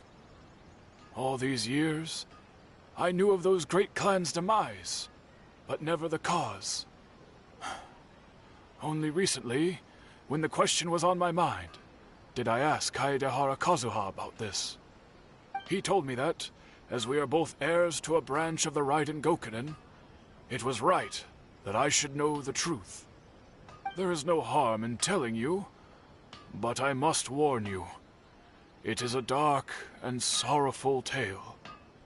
The Raiden Gokunin were the targets of a murderous rampage by a vengeful bladesmith. Vengeful? Why?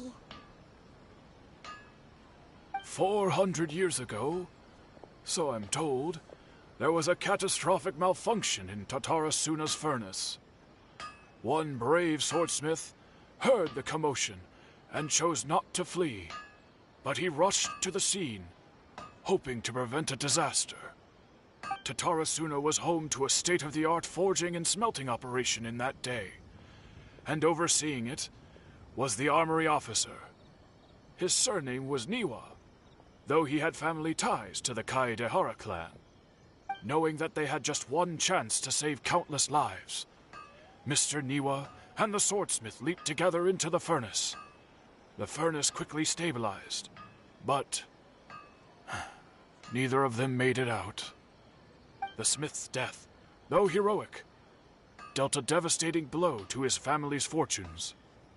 His orphaned son was left to fend for himself, and grew up deeply resentful at the world. In his heart, the whole of Inazuma was culpable in his tragedy. He hated the almighty shogun for her apparent indifference towards his father's death, and he hated everyone who had done nothing to try and save him. Powerless and destitute, the only legacy he had to pass on to his children was his hatred. Generation after generation bore this grudge, living in utter misery. Alas, if only the story could have ended there. But 100 years ago, the then head of this family reached the end of his wits. He could bear their fate no longer, and yet he could do nothing to change it. Finally, he made a drastic decision to take revenge on the Raiden Gokunin. In doing so, he sought to vent his pent anger and shake the very foundations of Inazuma's forging industry. In his fury, he murdered indiscriminately, killing even bladesmiths from the Hyakume clan which he belonged to. His goal was absolute, the devastation of all of the Raiden Gokunin. But when he came to the Kaedehara and Kamisato clans, his killing spree came to an abrupt end. He failed to catch them unawares. They fought back fiercely, and they did not spare his life. That is why the Kaedehara clan and their Ishin art survived that day. I suppose they were the lucky ones, under the dire circumstances.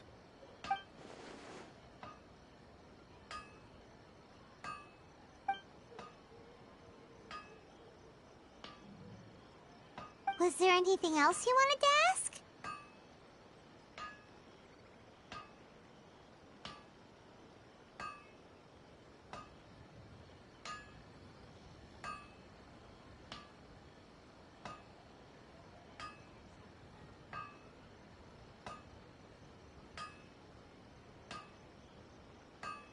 Kazuha?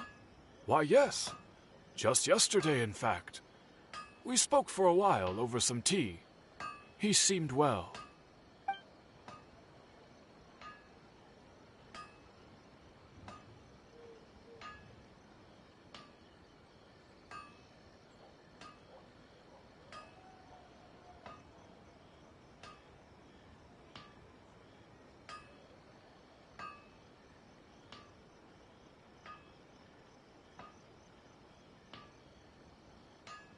My pleasure.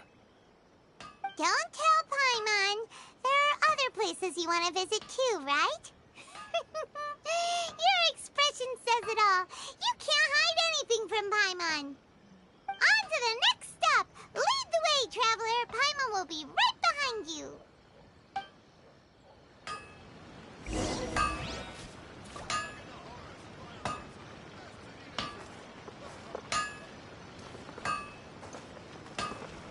Okay. Unrelenting patience now.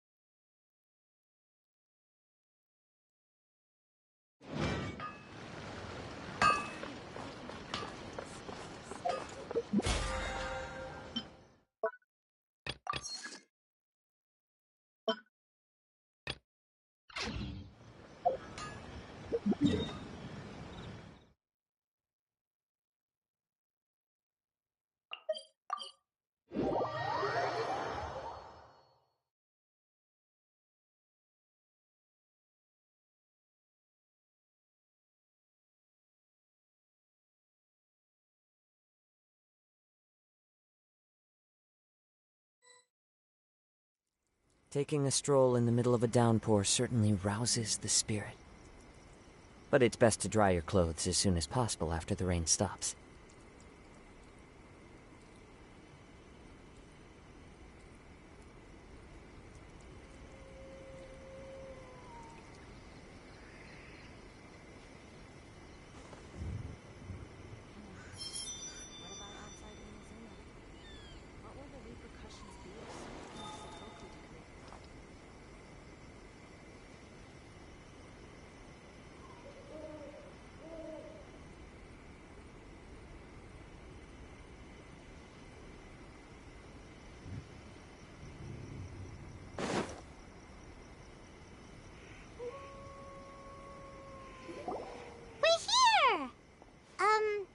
This is the Yashiro Commission's headquarters, so... Traveler! It's been a while.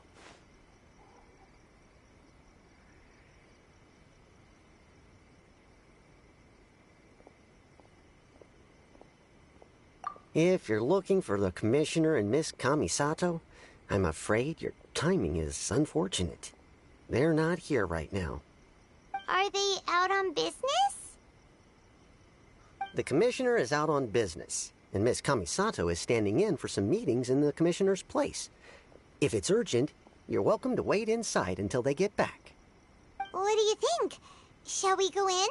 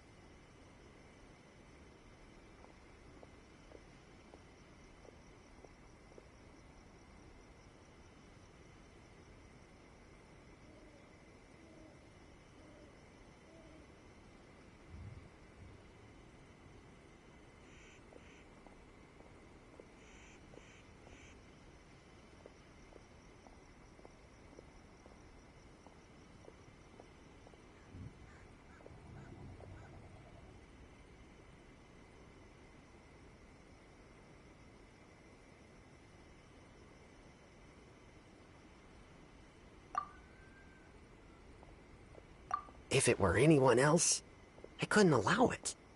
But seeing as you're so close with the Commissioner and Miss Kamisato, I think it should be okay. in then. Thanks!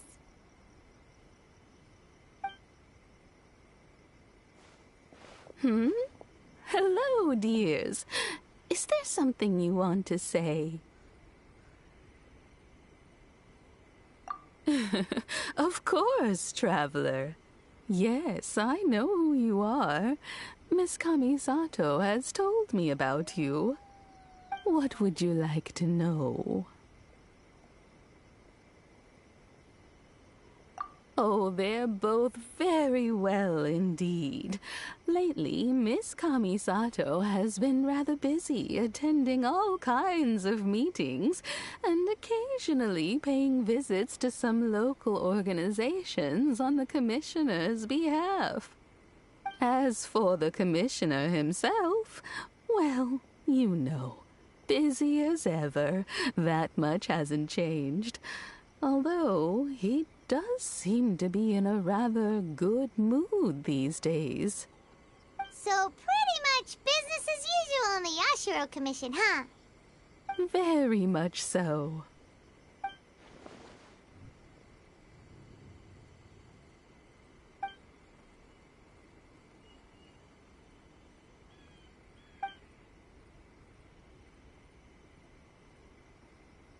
Well, got any more questions?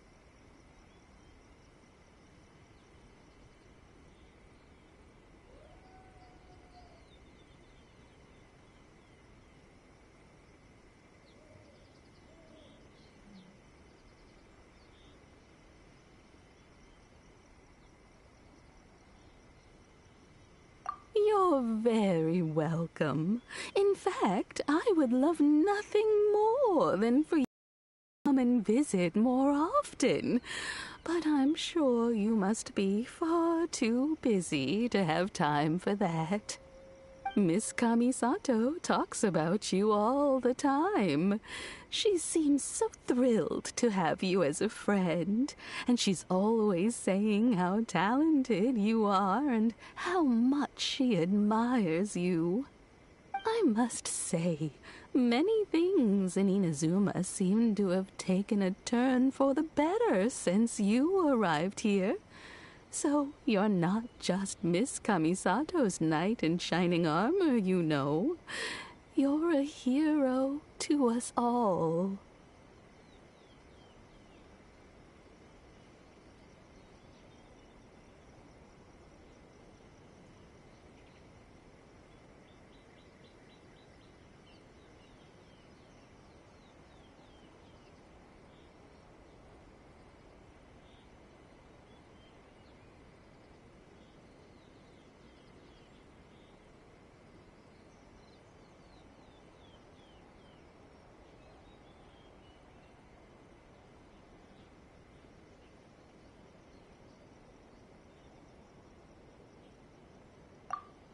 I mean it.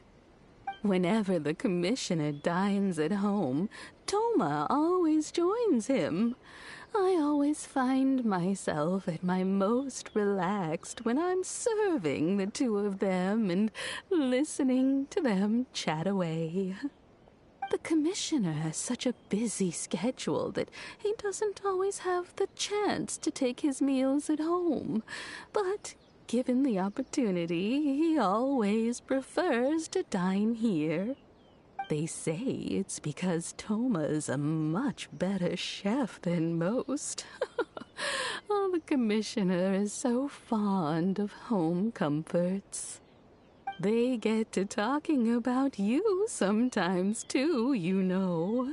Always with a very fond tone. The way one would talk about dear old friends around whom one can truly be themselves.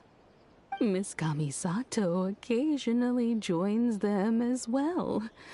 Whenever the whole family gets together and they start talking about people they've met and experiences they've had, you always get a mention. It's been many years now since the late Mr. and Mrs. Kamisato passed away. Much has happened in the Kamisato clan in that time. As someone who is old and gray enough to have watched their son and daughter grow up, it makes me so happy to see them meet a dependable friend whose company they enjoy so much. So, in the future, if you ever do have the time, please know you are always very welcome at the Yashiro Commission headquarters. There will always be at least one old lady who would be delighted to have the pleasure of your company.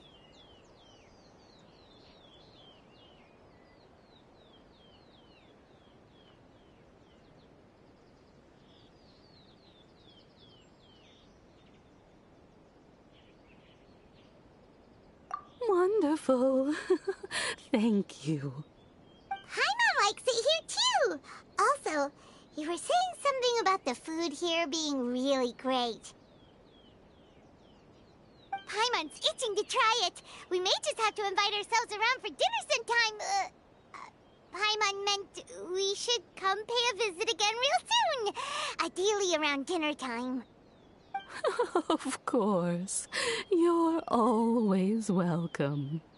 Alright, goodbye for now. Where are we going next?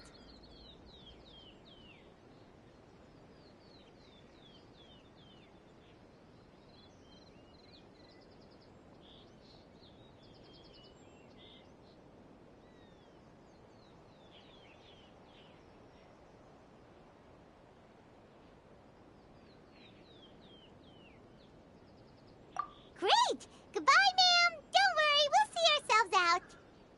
All right, then. Take care now. Hope to see you soon. Oh, are you two leaving already? Yep, everything's taken care of now. Don't worry. Very well. Safe travels. Goodbye.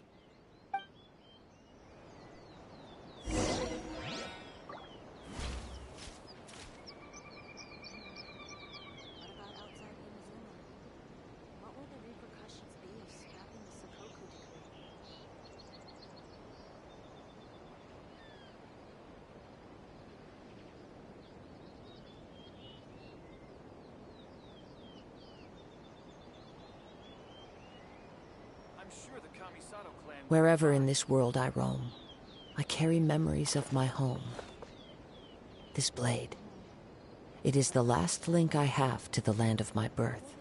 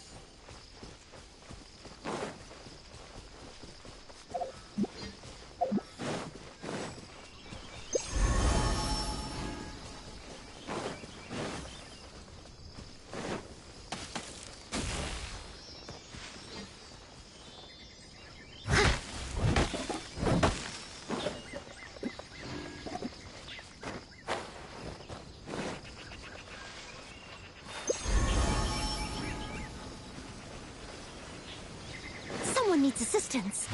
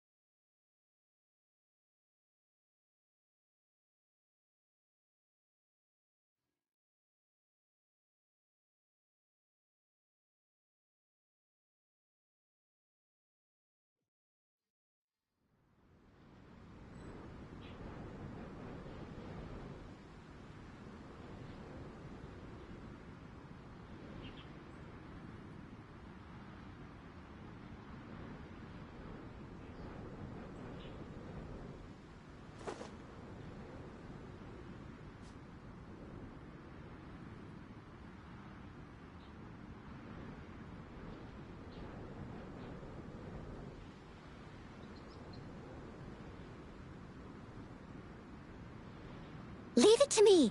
All of it. Whatever it is. What exactly is it? I didn't quite catch your request.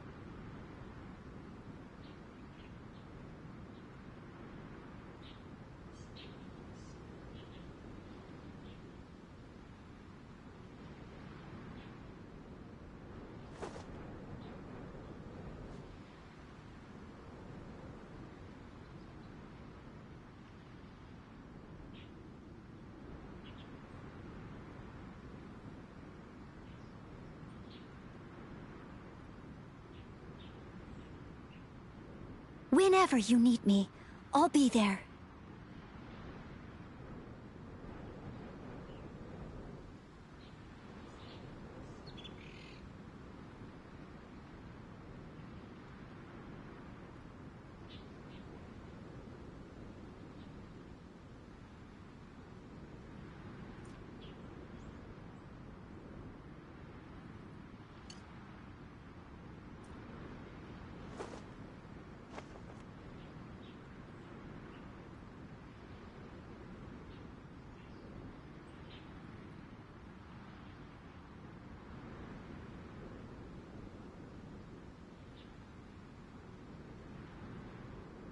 Leave it to me. All of it. Whatever it is. What exactly is it? I didn't quite catch your request.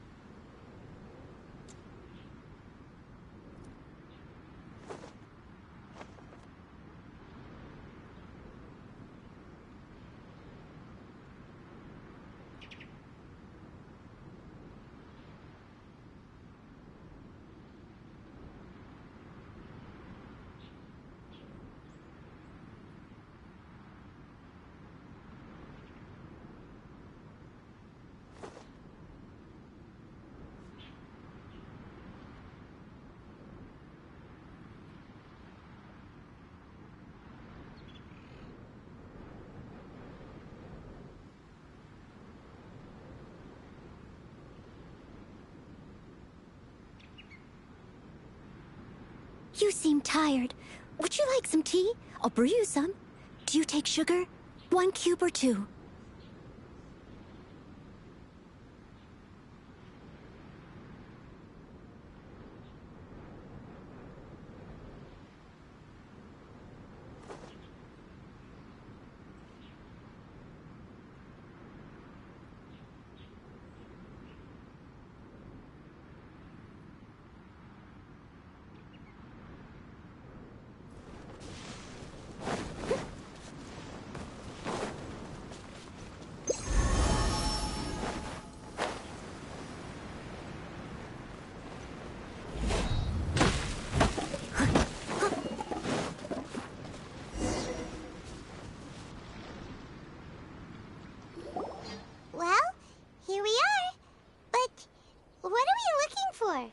Something or someone? Do my eyes deceive me, or is that the Traveler and Paimon? Xavier, what are you doing here? I was in the general area, and now I'm in this specific area. There, that's me. So what about you two? We have some questions and thought you might be able to help.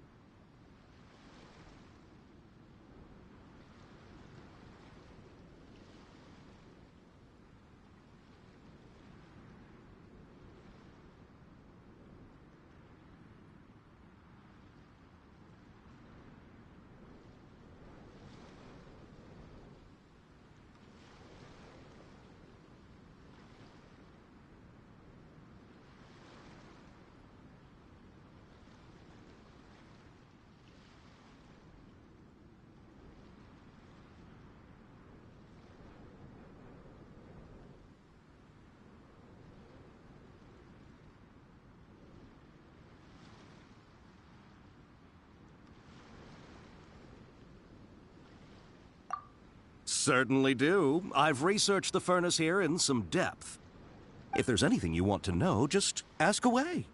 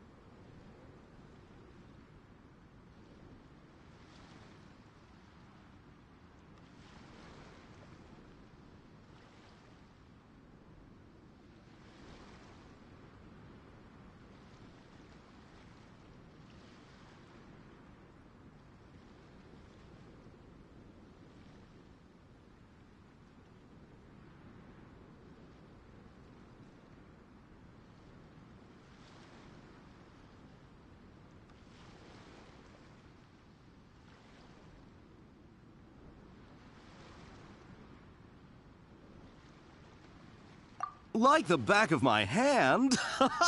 Make no mistake, I have been here a good many times before. Not only that, but I've met people in Inazuma whose families used to live in Tatarasuna years ago. They said it's all true, the history here.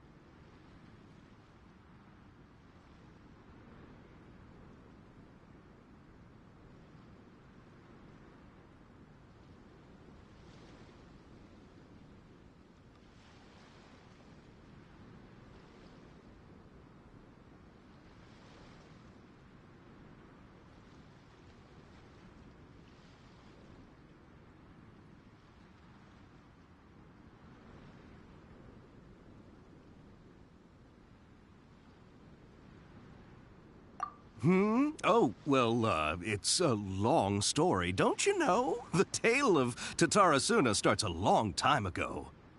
I'm told that its history as one of the most foremost forging and smelting operations in the nation goes back around 1,000 years.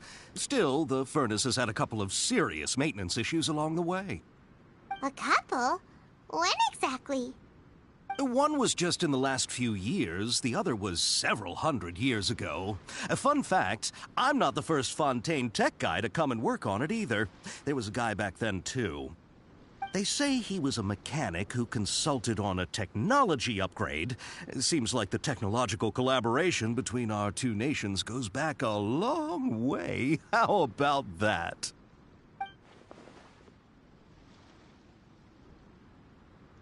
Hey, weren't you gonna ask Xavier something about Tatarasuna? Come on, ask already!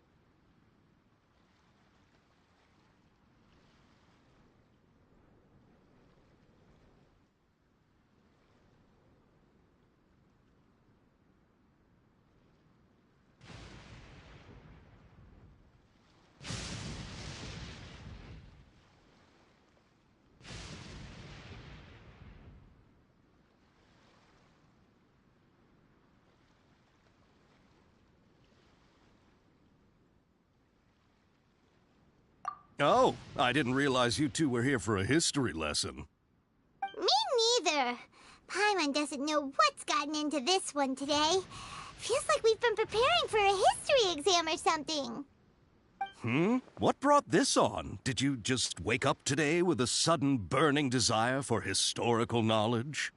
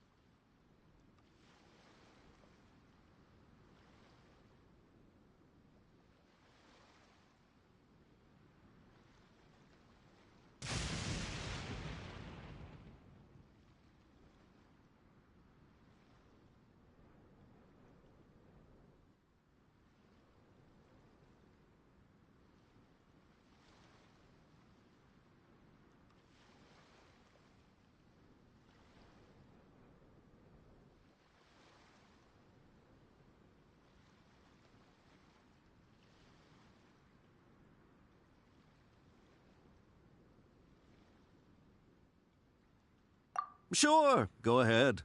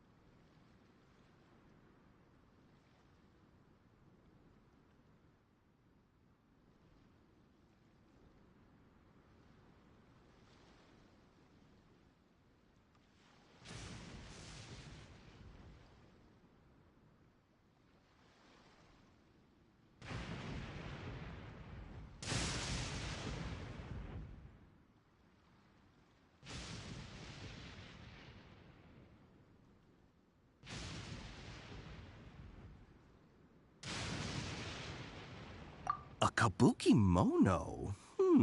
No, I can't say that I have. I do know the word, Inazuman for those eccentric types who always go around dressed to the nines. Just the sort of person that I'd like to meet, actually. But sadly, I've never had the pleasure, nor have I come across anything to do with a kabuki mono where Tatara Suna is concerned.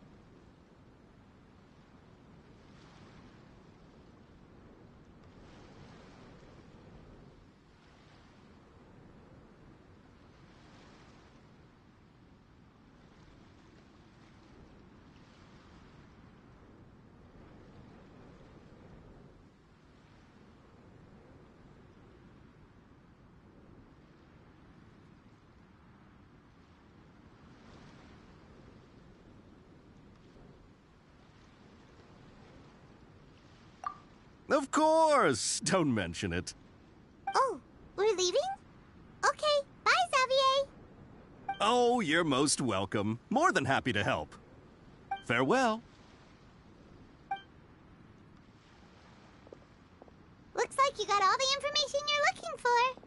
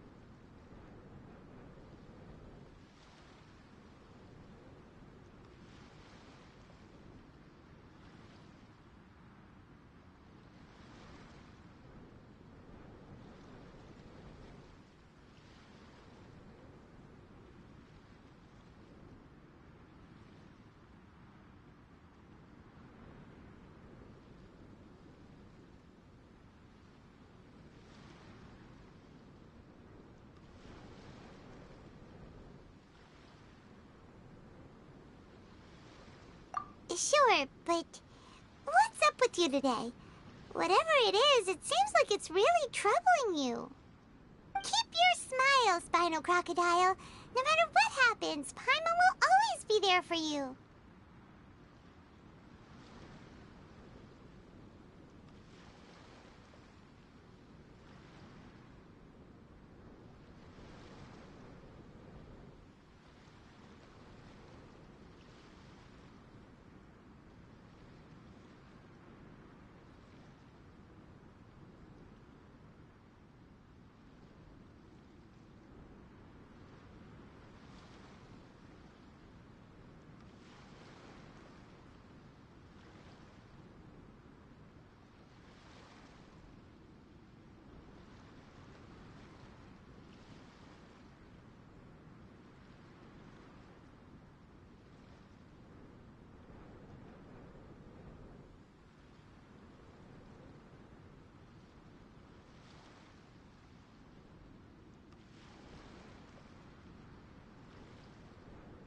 Hey, don't mention it.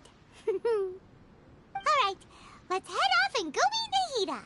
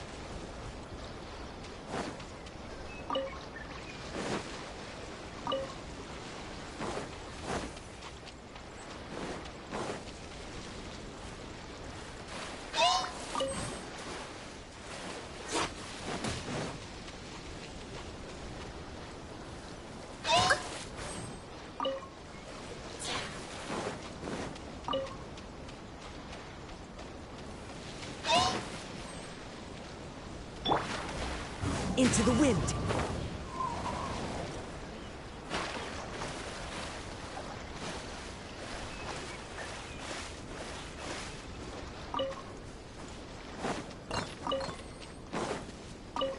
Time to go!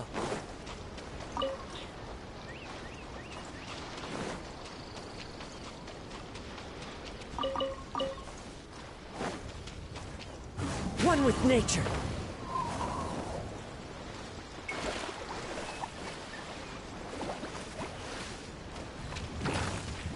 Into the wind! You've been a naughty boy.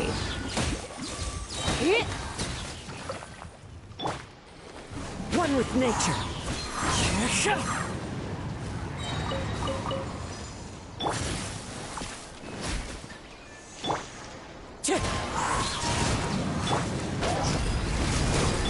Steady as stone.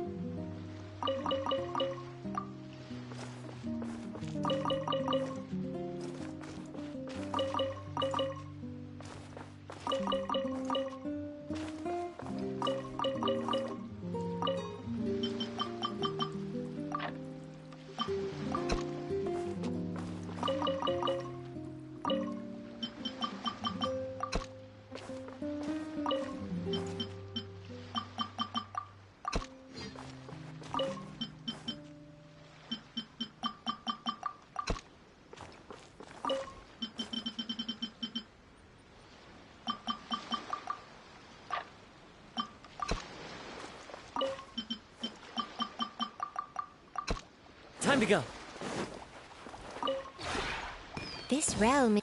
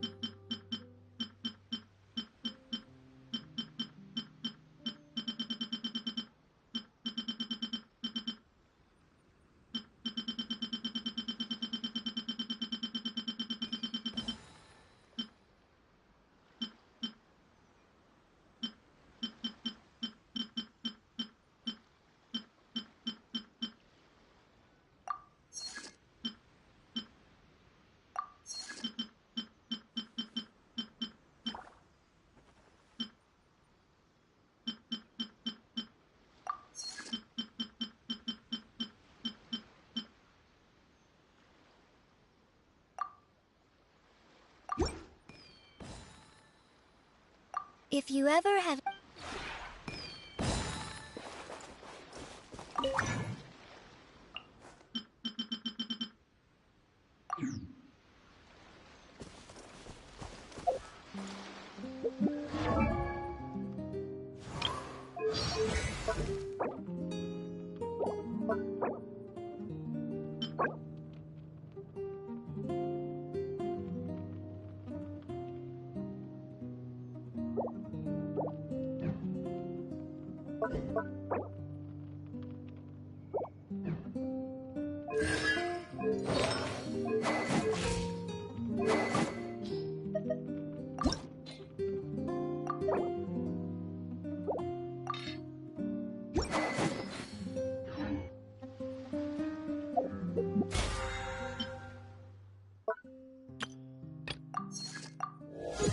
There are leaves around, and I know just the tune to accompany them, if you wish to hear it.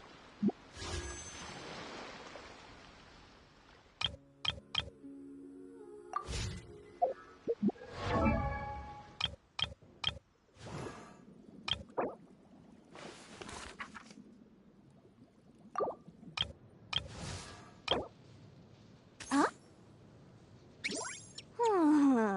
Ta-da! No!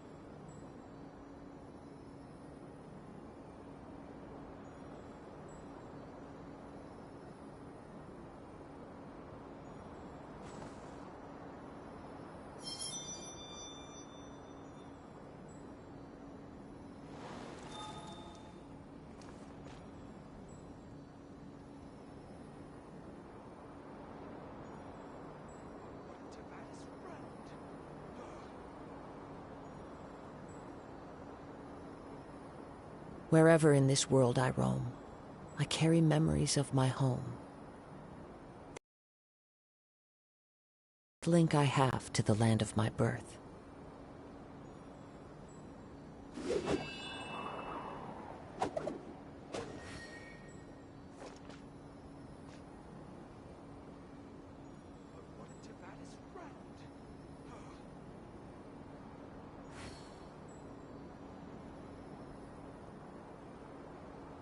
There are leaves around, and I know just the tune to accompany them, if you wish to hear it.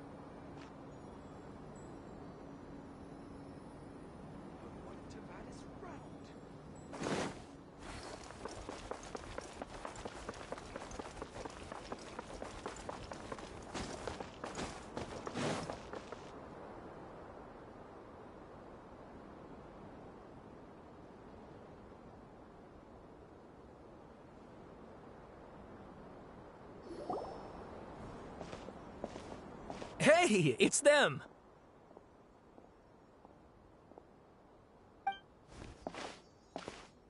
Akaba, Sawada, you're still here?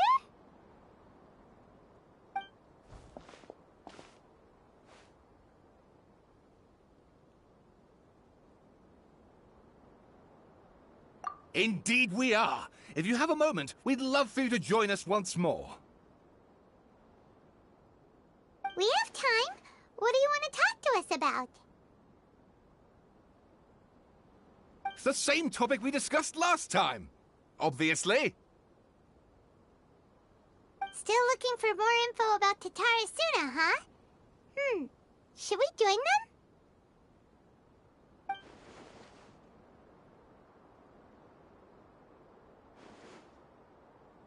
Unfortunately, we haven't made any real progress.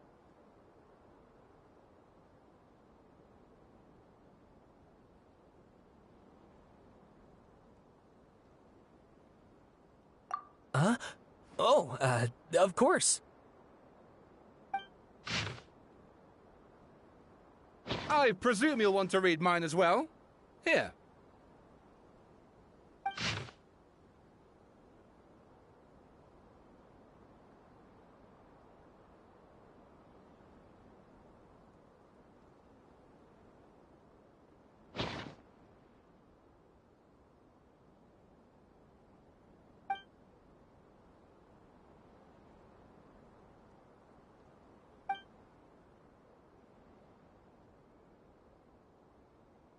Well, what do you think?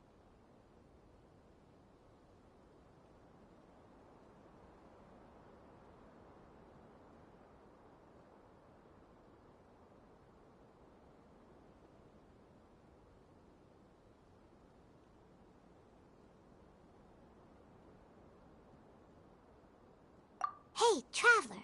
Remember how last time Akaba was saying how he wished he could gather more information about all this? Well, we just got back from Inazuma. So how about we tell them what we learned?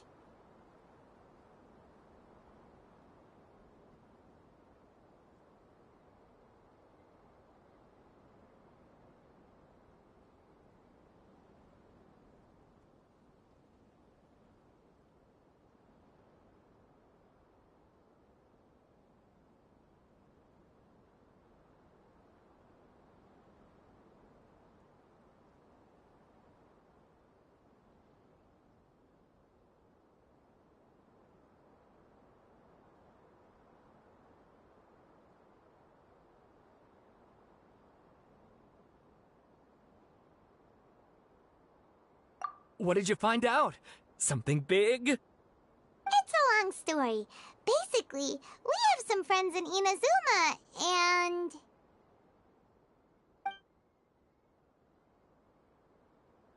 Wow, so many new details.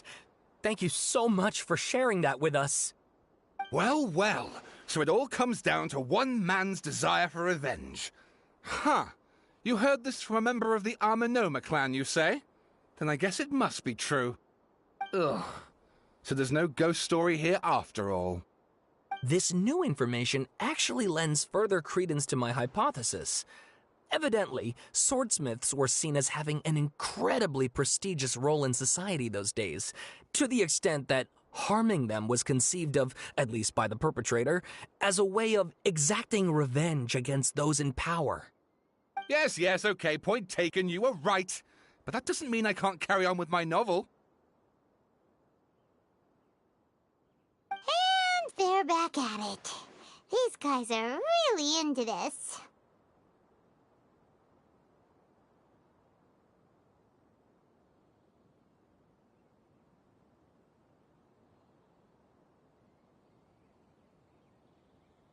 Oh, so sorry. Look at us, prattling on about our projects and ignoring you.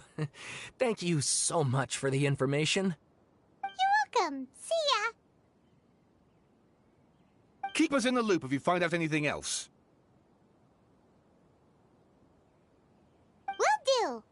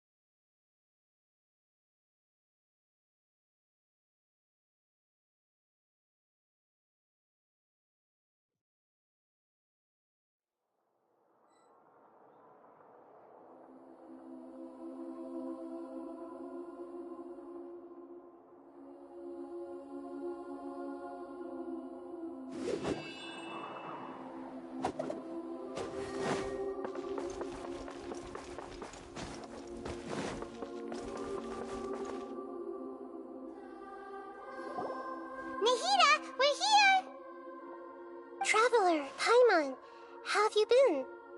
Ugh, where to start? Paimon hasn't had a moment's rest this whole time. That night, we ended up chatting and chatting until suddenly the sun was up. And then she decided she wanted to go to Inazuma.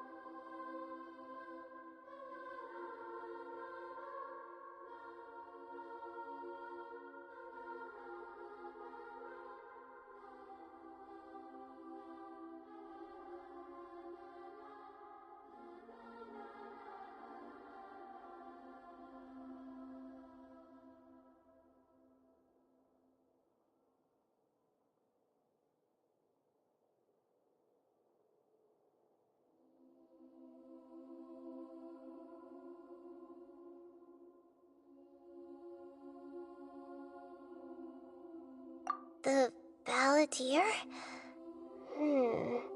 It sounds like some kind of code name.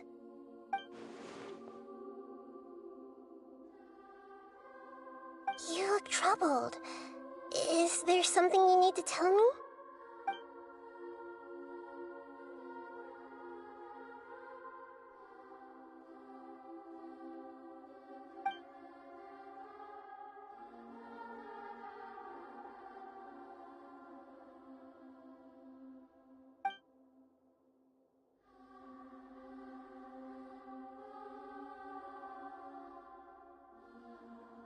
Traveler? Hey, what's wrong? You look...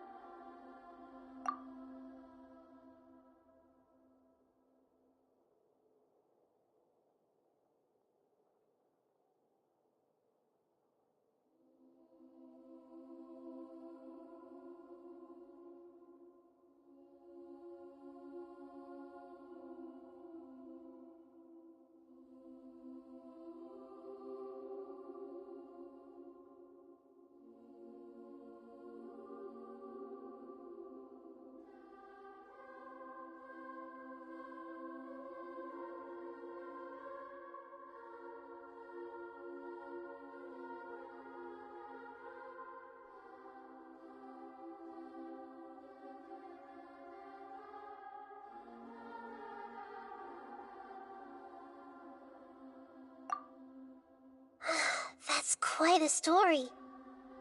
So, this puppet known as the Balladeer erased himself from Irminsul, hoping that he could change the past. But how was he even able to do that? As the Traveler said, he very nearly became Sumeru's deity. Admittedly, I remember it a little differently. I don't recall finding anyone inside the machine after we defeated it. Nevertheless, it does make sense. If someone were to successfully erase themselves from Irminsul, the world would change to reflect the new reality. So, you believe this person really existed, and we just don't remember him because... well, because he literally changed the world? Yes. Theoretically speaking, it is possible to do this. But I'm struggling to imagine the kind of person who would dare go through with it. The Traveler comes from a world beyond Javat. That's why there's no information about her in Irminsul. And it also explains why any changes to Irminsul wouldn't affect her. So if there's anyone in the world capable of retaining memories from a past that has been rewritten, it's you. It's quite incredible when you think about it.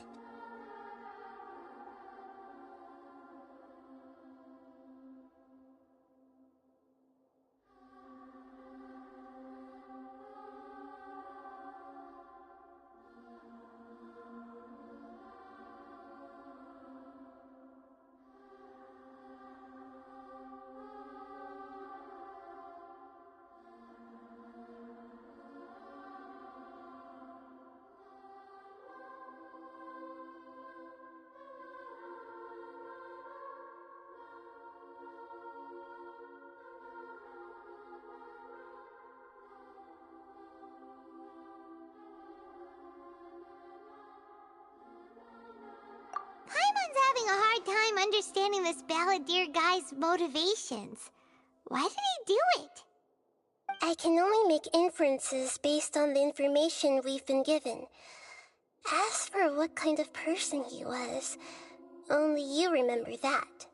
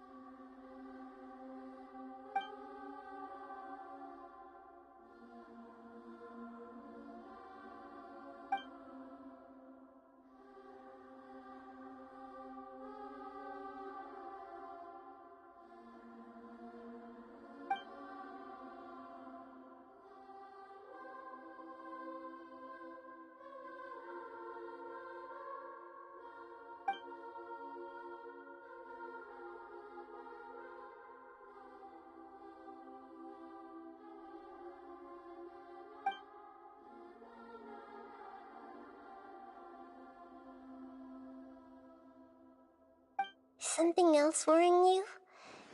Something that you can't share?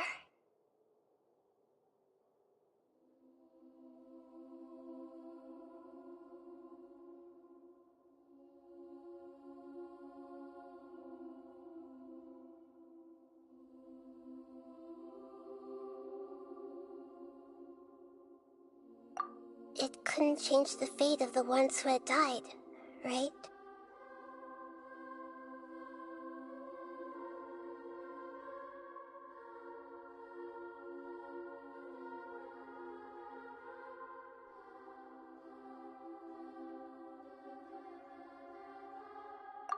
Once the Balladeer realized he hadn't been betrayed after all, it must have completely changed his view of the people of Tatarasuna. Now he saw them as friends again. He couldn't keep hating humans after that, and If he thought there was a chance he could save his old friends, it would be hard not to try. This story makes sense, every part of it. The balladeer tried to achieve godhood with the doctor's help. He was unsuccessful, but retained the power to connect with Irminsul. That power then enabled him to change what was recorded in Irminsul and erase himself, even though he didn't have much strength left.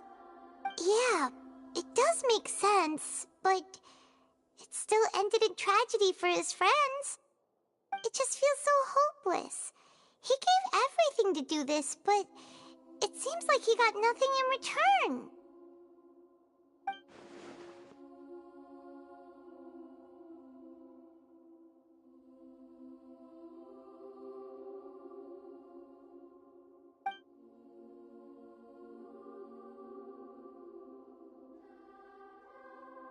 Please wait a moment. I want to check something. Found it. This should be the one. It turns out that I have a strange way of confirming everything she has told us. What is it? A record from a personal collection. It was tucked away in a corner. You should take a look.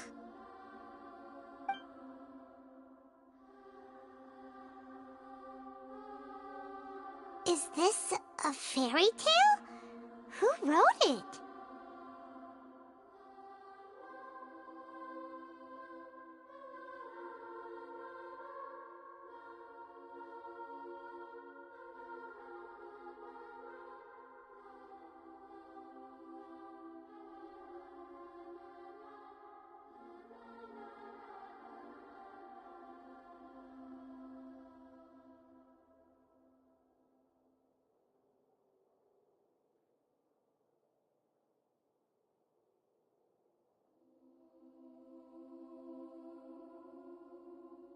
I authored this record myself.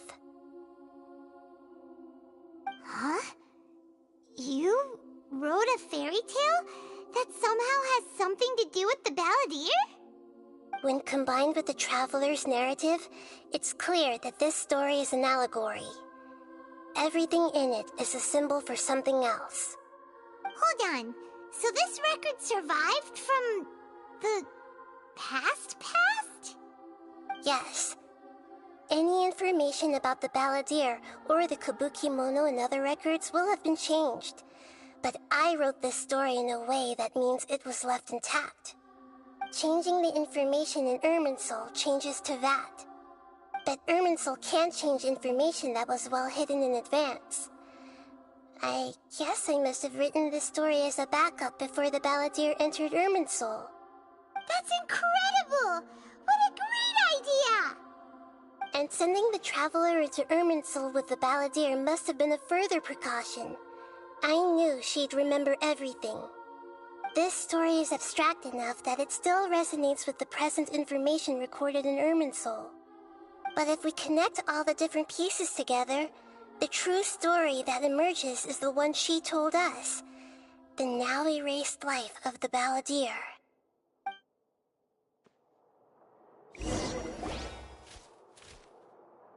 There was once a lone monster draped in fox fur. The monster found a family of foxes, joined them, and they became friends. The monster lived with the family day and night, and everyone treated it as one of their own. Once in a while, the monster would take off its fox fur at night and lament to itself as it gazed at its reflection in the water. I am a monstrosity, yet they are too foolish to see it. I pity them.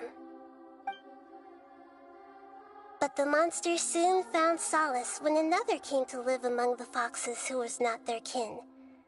A kitten, carved from the wood of a white tree who had been abandoned by the humans. The kitten too wished to become a fox, but its tail was too slender and it could not grow a coat of richly colored fur. Yet when the other foxes saw this, they spoke words of comfort to the kitten. Even without a tail and fur like ours, you are still one of us. Furious at this happy resolution, the monster lit a fire on the mountain. The terrified animals panicked as the fire spread. The only way to extinguish the flames was to make a sacrifice. A gray fox stood up and addressed the monster. It said, "You are the cleverest among us. Surely you can help us find a way to solve this." The monster smiled, led the fox toward the fire, and murdered it. The gray fox's heart was turned into a beautiful drop of water, clear, spotless, and pure. The monster gave the heart of water to the kitten, telling him, "The foxes have decided. You are the one who must be sacrificed. Take this, quench the flames, and die for your fox kin." The fire was extinguished, but the kitten lived. It left that side of the mountain and found a little bird who had a broken wing. The two promised they would spend their whole lives together, but the little bird did not have long left to live. It passed away soon after. After burying the bird, the kitten left the mountain for good. Never again would it cherish a single creature nor a single blade of grass that stood on that mountain. The kitten spent the nights wandering aimlessly, gnashing its teeth at the moon. How it wished to swallow the moon and devour the moonlight. If the world could only return to darkness, then it would finally be peaceful and content. I will become the new moon, the answer to everything. Then, no one will know that there were once birds, foxes, and cats in this world. And no one can know that they were different.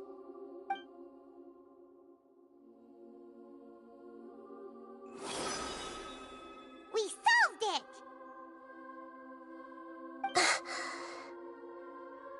I remember now. This is not just the Balladeer story. It is his very own memories. I made a backup so that it would be preserved no matter what happened. To become a god, he was experimented on and modified countless times. It was brutal torture, and the only reason he was able to survive is that he was a puppet. This memory was extracted from him by the scholars. Presumably, they kept it to have something to defend themselves with. Creating a deity was just the first step.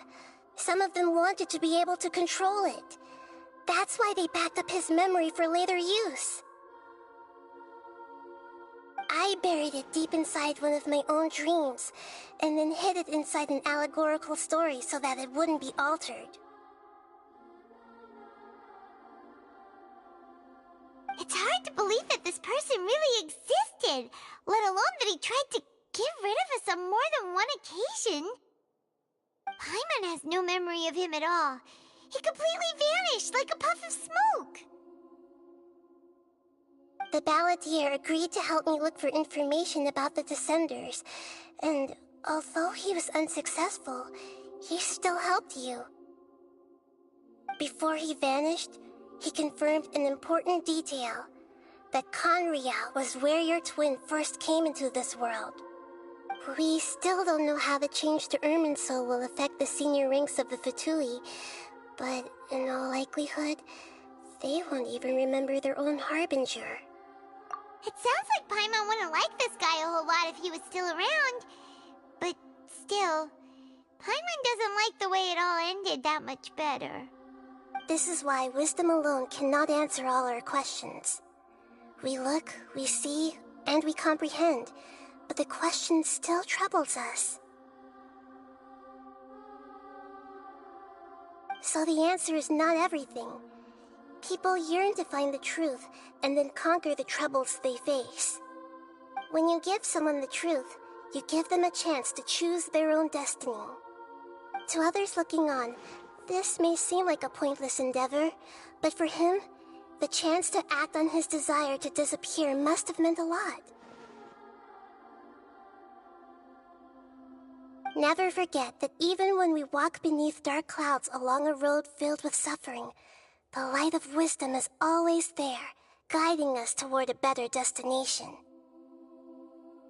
And that is what you have been doing all along. Yeah, Mahita's right. Cheer up! How about we go get something to eat? We can pick up this heavy conversation again later. Good idea. Paimon, why don't you take her out for a walk to clear her head?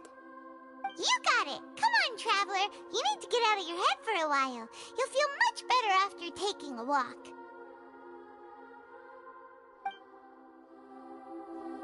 Let's go get a snack from one of the stalls in the Grand Bazaar! That'll be sure to lift our spirits. It must be really tough being the only one who remembers all that. But Paimon's always here to help cheer you up.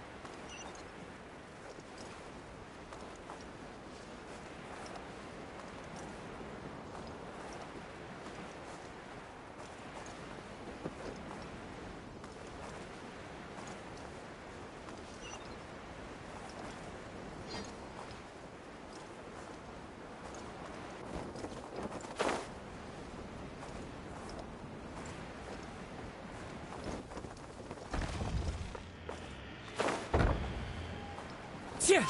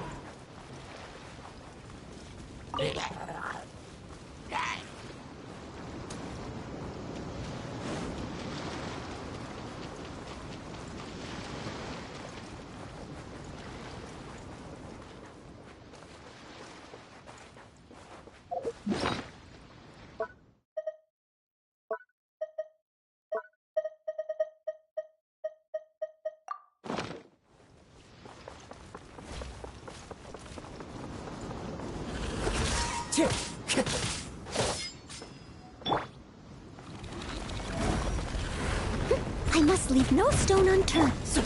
Wind Strider. Yeah.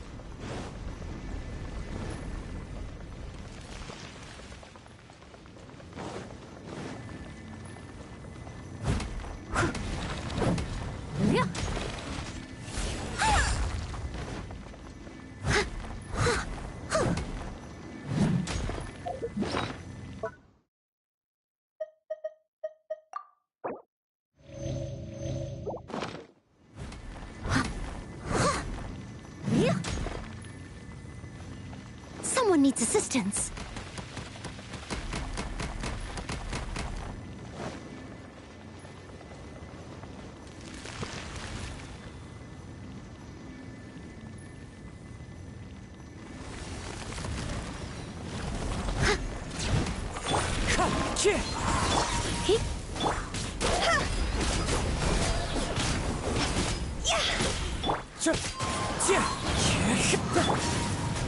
You're in for a little shock.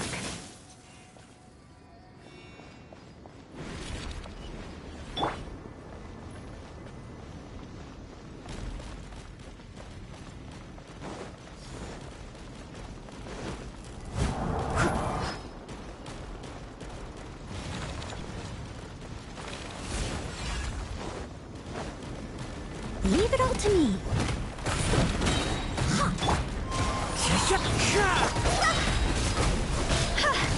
Come a little closer.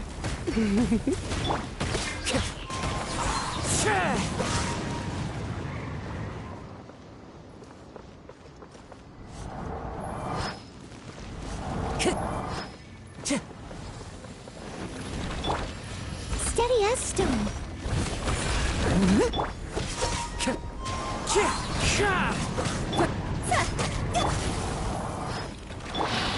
As a good knight should.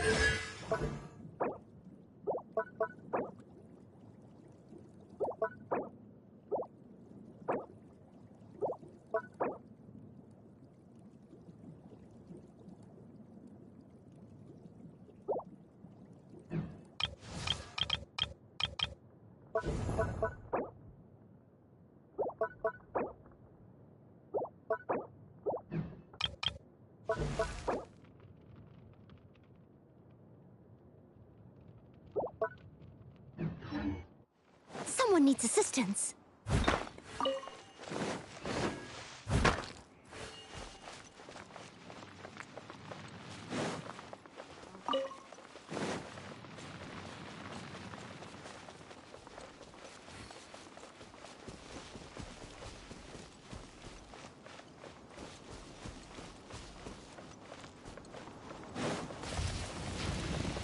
I must leave no stone unturned. Fallen leaves, adorn my night! Let's spark things up.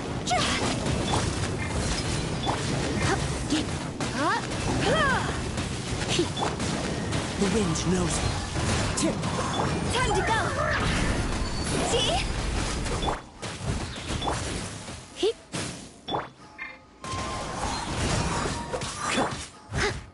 Steady as stone.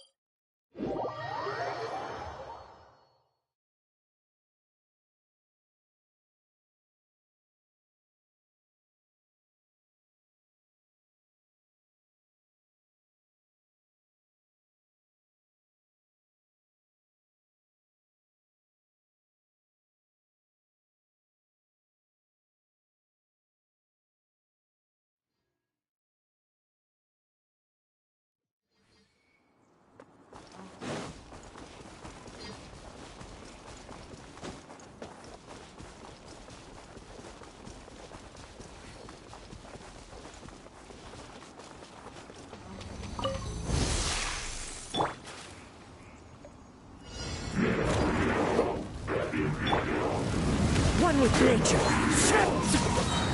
Clouds high. The birds call. Come a little closer.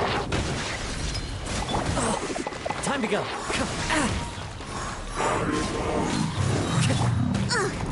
I missed a spot.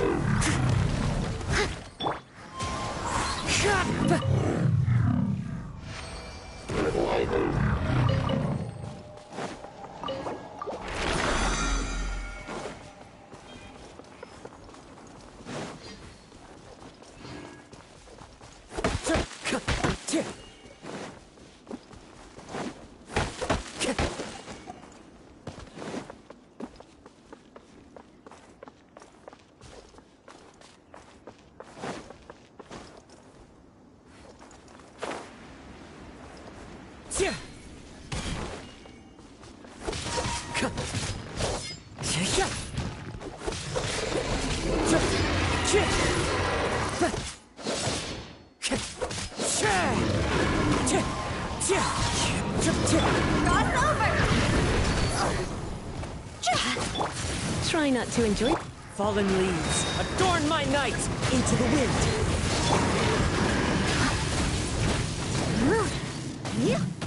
Time to clean up.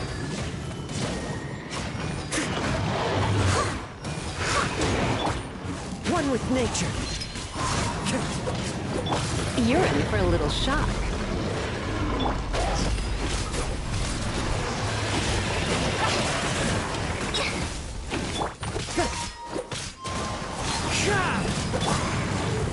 Leave it all to me.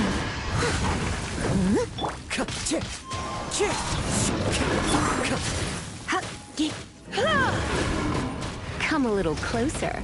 Blitz. Clouds high. The birds call.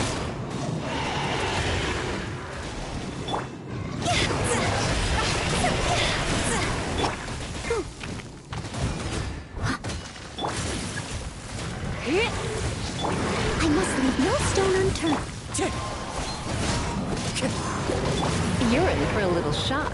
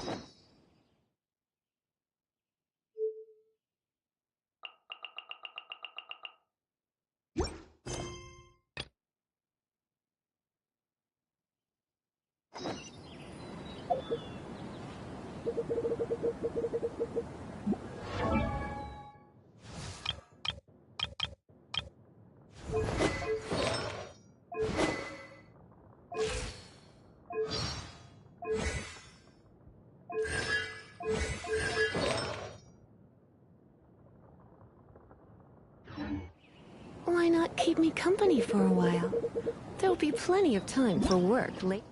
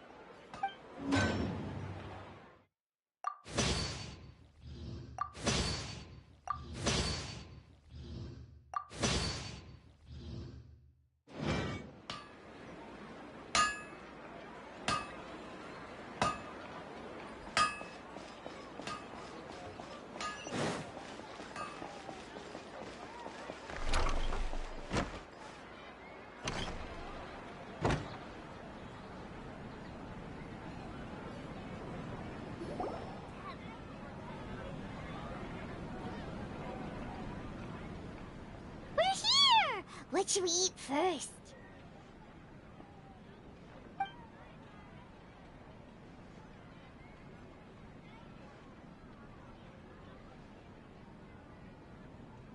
Hey, are you gonna answer or what?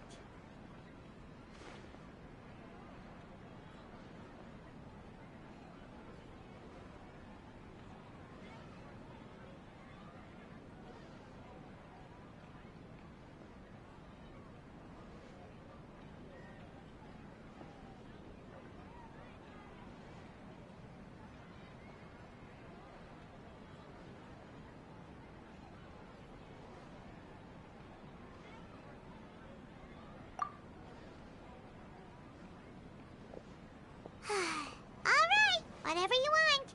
Well, Paimon will be right here when you figured stuff out. Then we can get something to eat.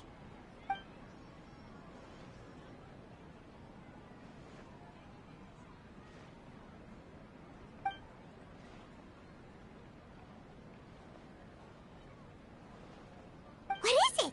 Have you figured it all out?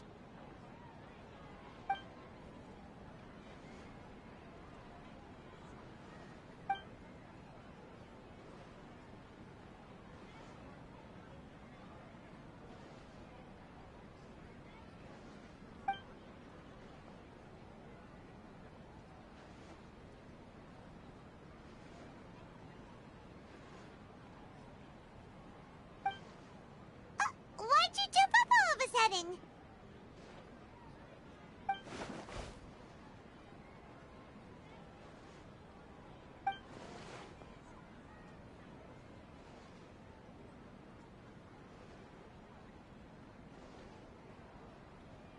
Excuse me, boss. There seems to be a small problem with the last bill.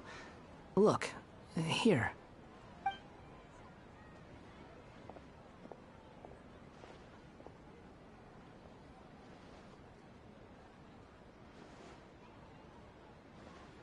Hey! Hey, wait! Hmm? You mean me? No, not you. That kid! Didn't you see? Little rascal grabbed my last 2 fresh Sunsettias and ran off. Look, if you're gonna help out here, you can't keep spacing out, okay? What is it? Work's too boring for you? Or has the big city got too many distractions? I wasn't paying close enough attention. Sorry, boss. I think you're right. Maybe it's the city. It's so exciting. It can be hard to focus. Who's that guy? You know him or something?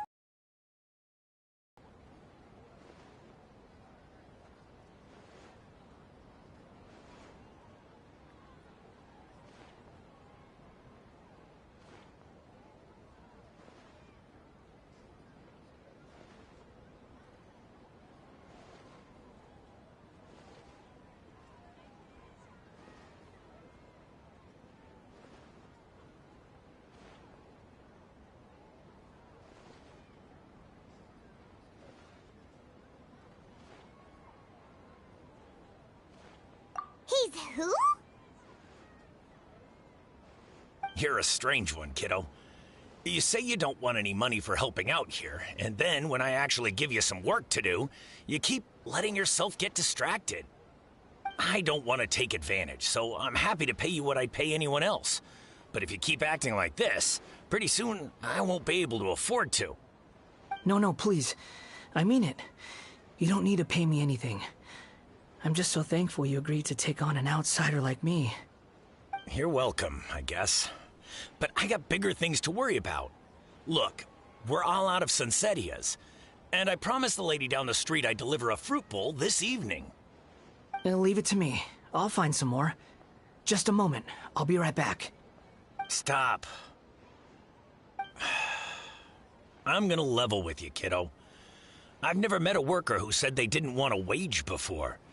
And at first, I got greedy. Couldn't believe my luck. But I figured you'd start asking for something in return eventually. You don't want money. You don't take days off. And in your free time, all I see you do is wander around, taking in the sights. Are you a drifter or something? That's right, I am. We can talk more about that later. First, let me get those fruits you needed. Sunsettias, was it? I'll be right back. Hey, what do we do now?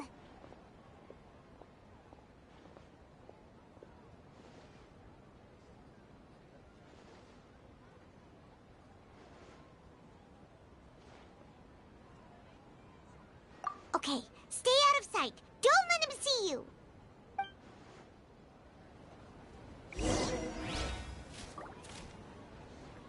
I've got great food and great drinks that everyone can enjoy.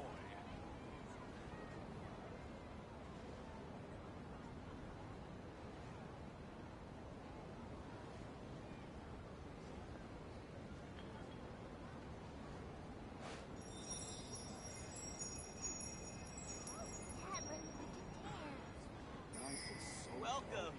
Get your spices here. We've got all kinds.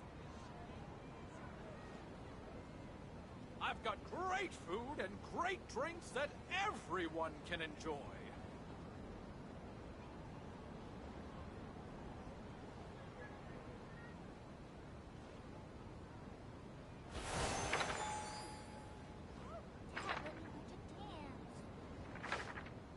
Welcome. Get your spices here. We've got all kinds.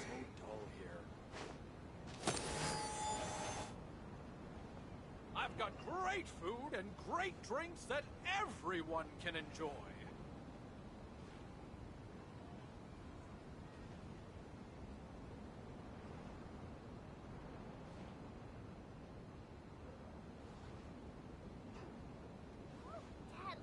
Welcome. Get your spices here. We've got all kinds. Life is so dull here.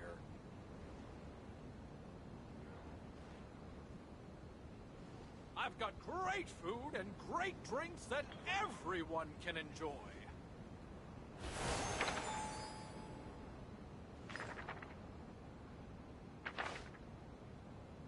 Welcome. Get your spices here. I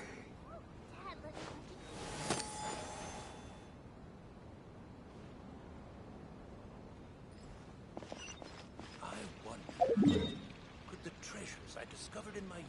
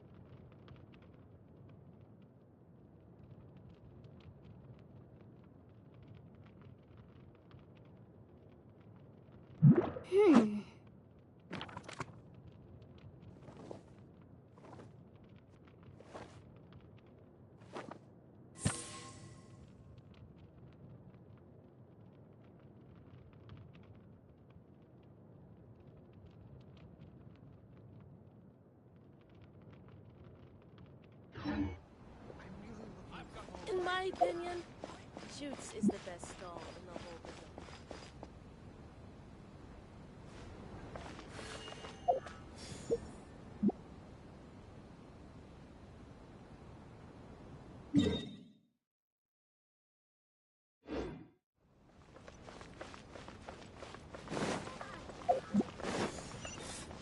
What's so great about Snezh 9 boys anyway?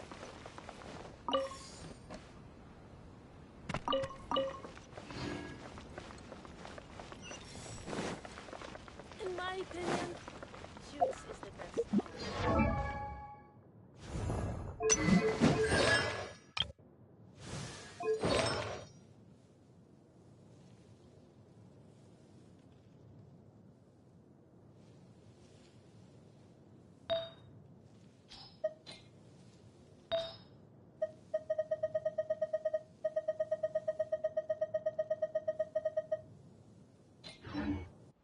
When will I be able to see Naomi perform again? Someone needs assistance.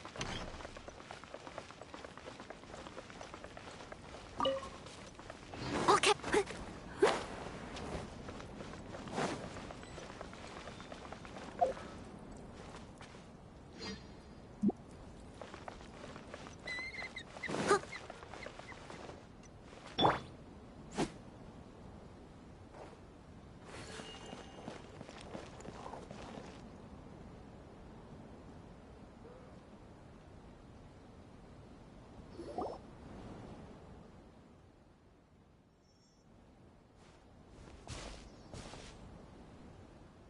Yeah, this'll do. Even though you say he's the balladeer, what are we planning on doing? Stealing his Sunsetias? Isn't that a bit too cruel?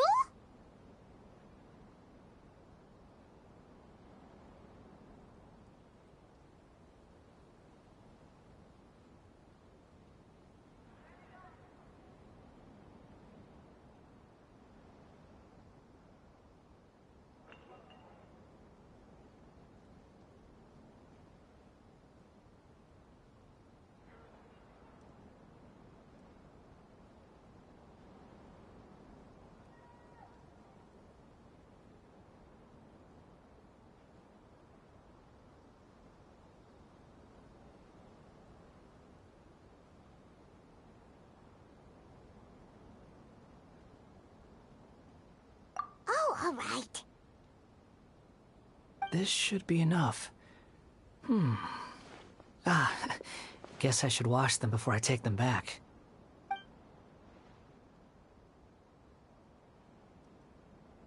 Huh? You two over there. Is there something I can help you with? He spotted us! You've been following me all the way from the city. I'd have to be blind not to notice.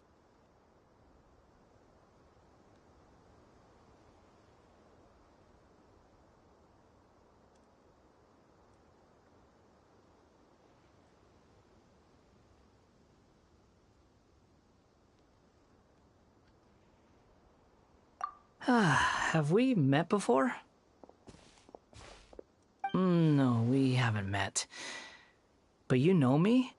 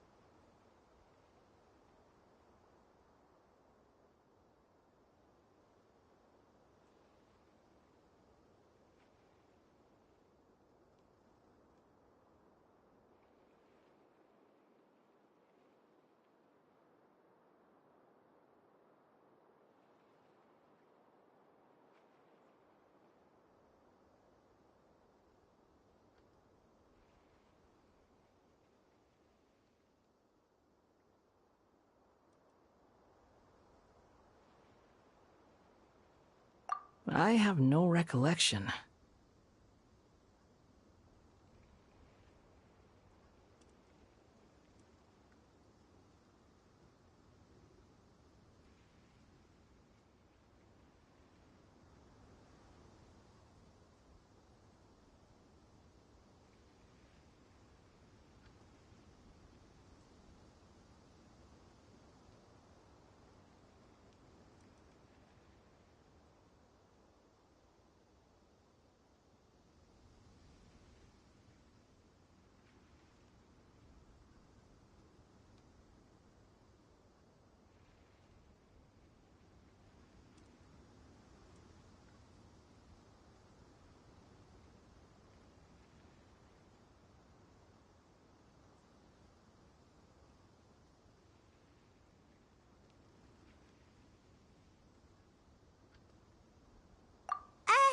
Are you absolutely sure?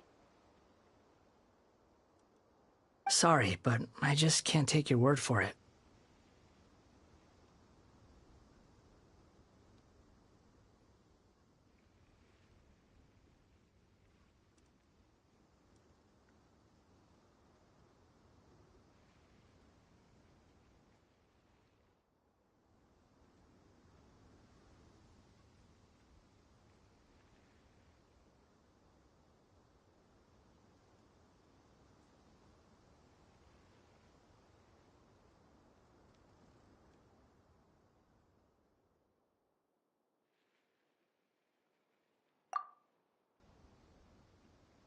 Huh? You were right! The look on his face! I guess you do know me after all. That is not something I share with a lot of people. Look, I'm just a wanderer. But seeing as you've gone through all this trouble to track me down, I'm sure whatever it is must be important.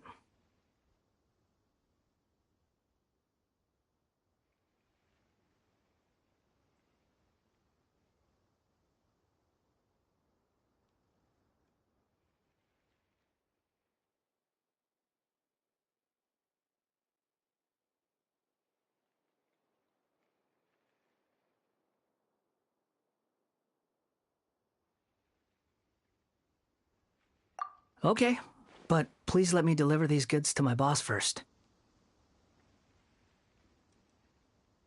Are you really working for that guy? He said you don't want any more for it. Yes, I ran into him out in the wilderness during a storm. And he let me take... That's oddly... Let me take these back.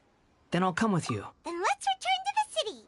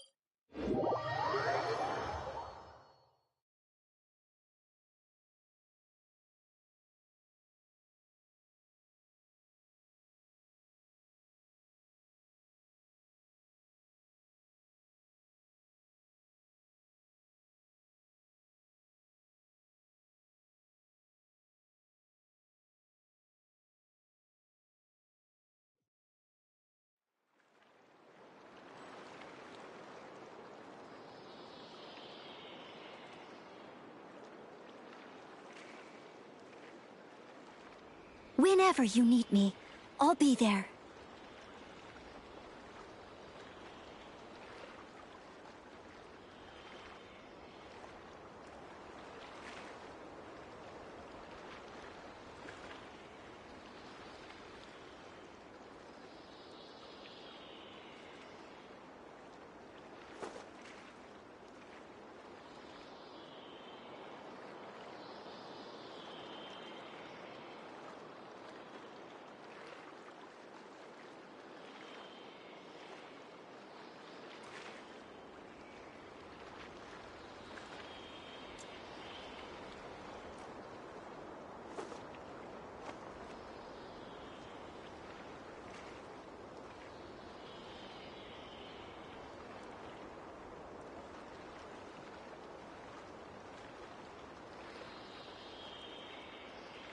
You seem tired.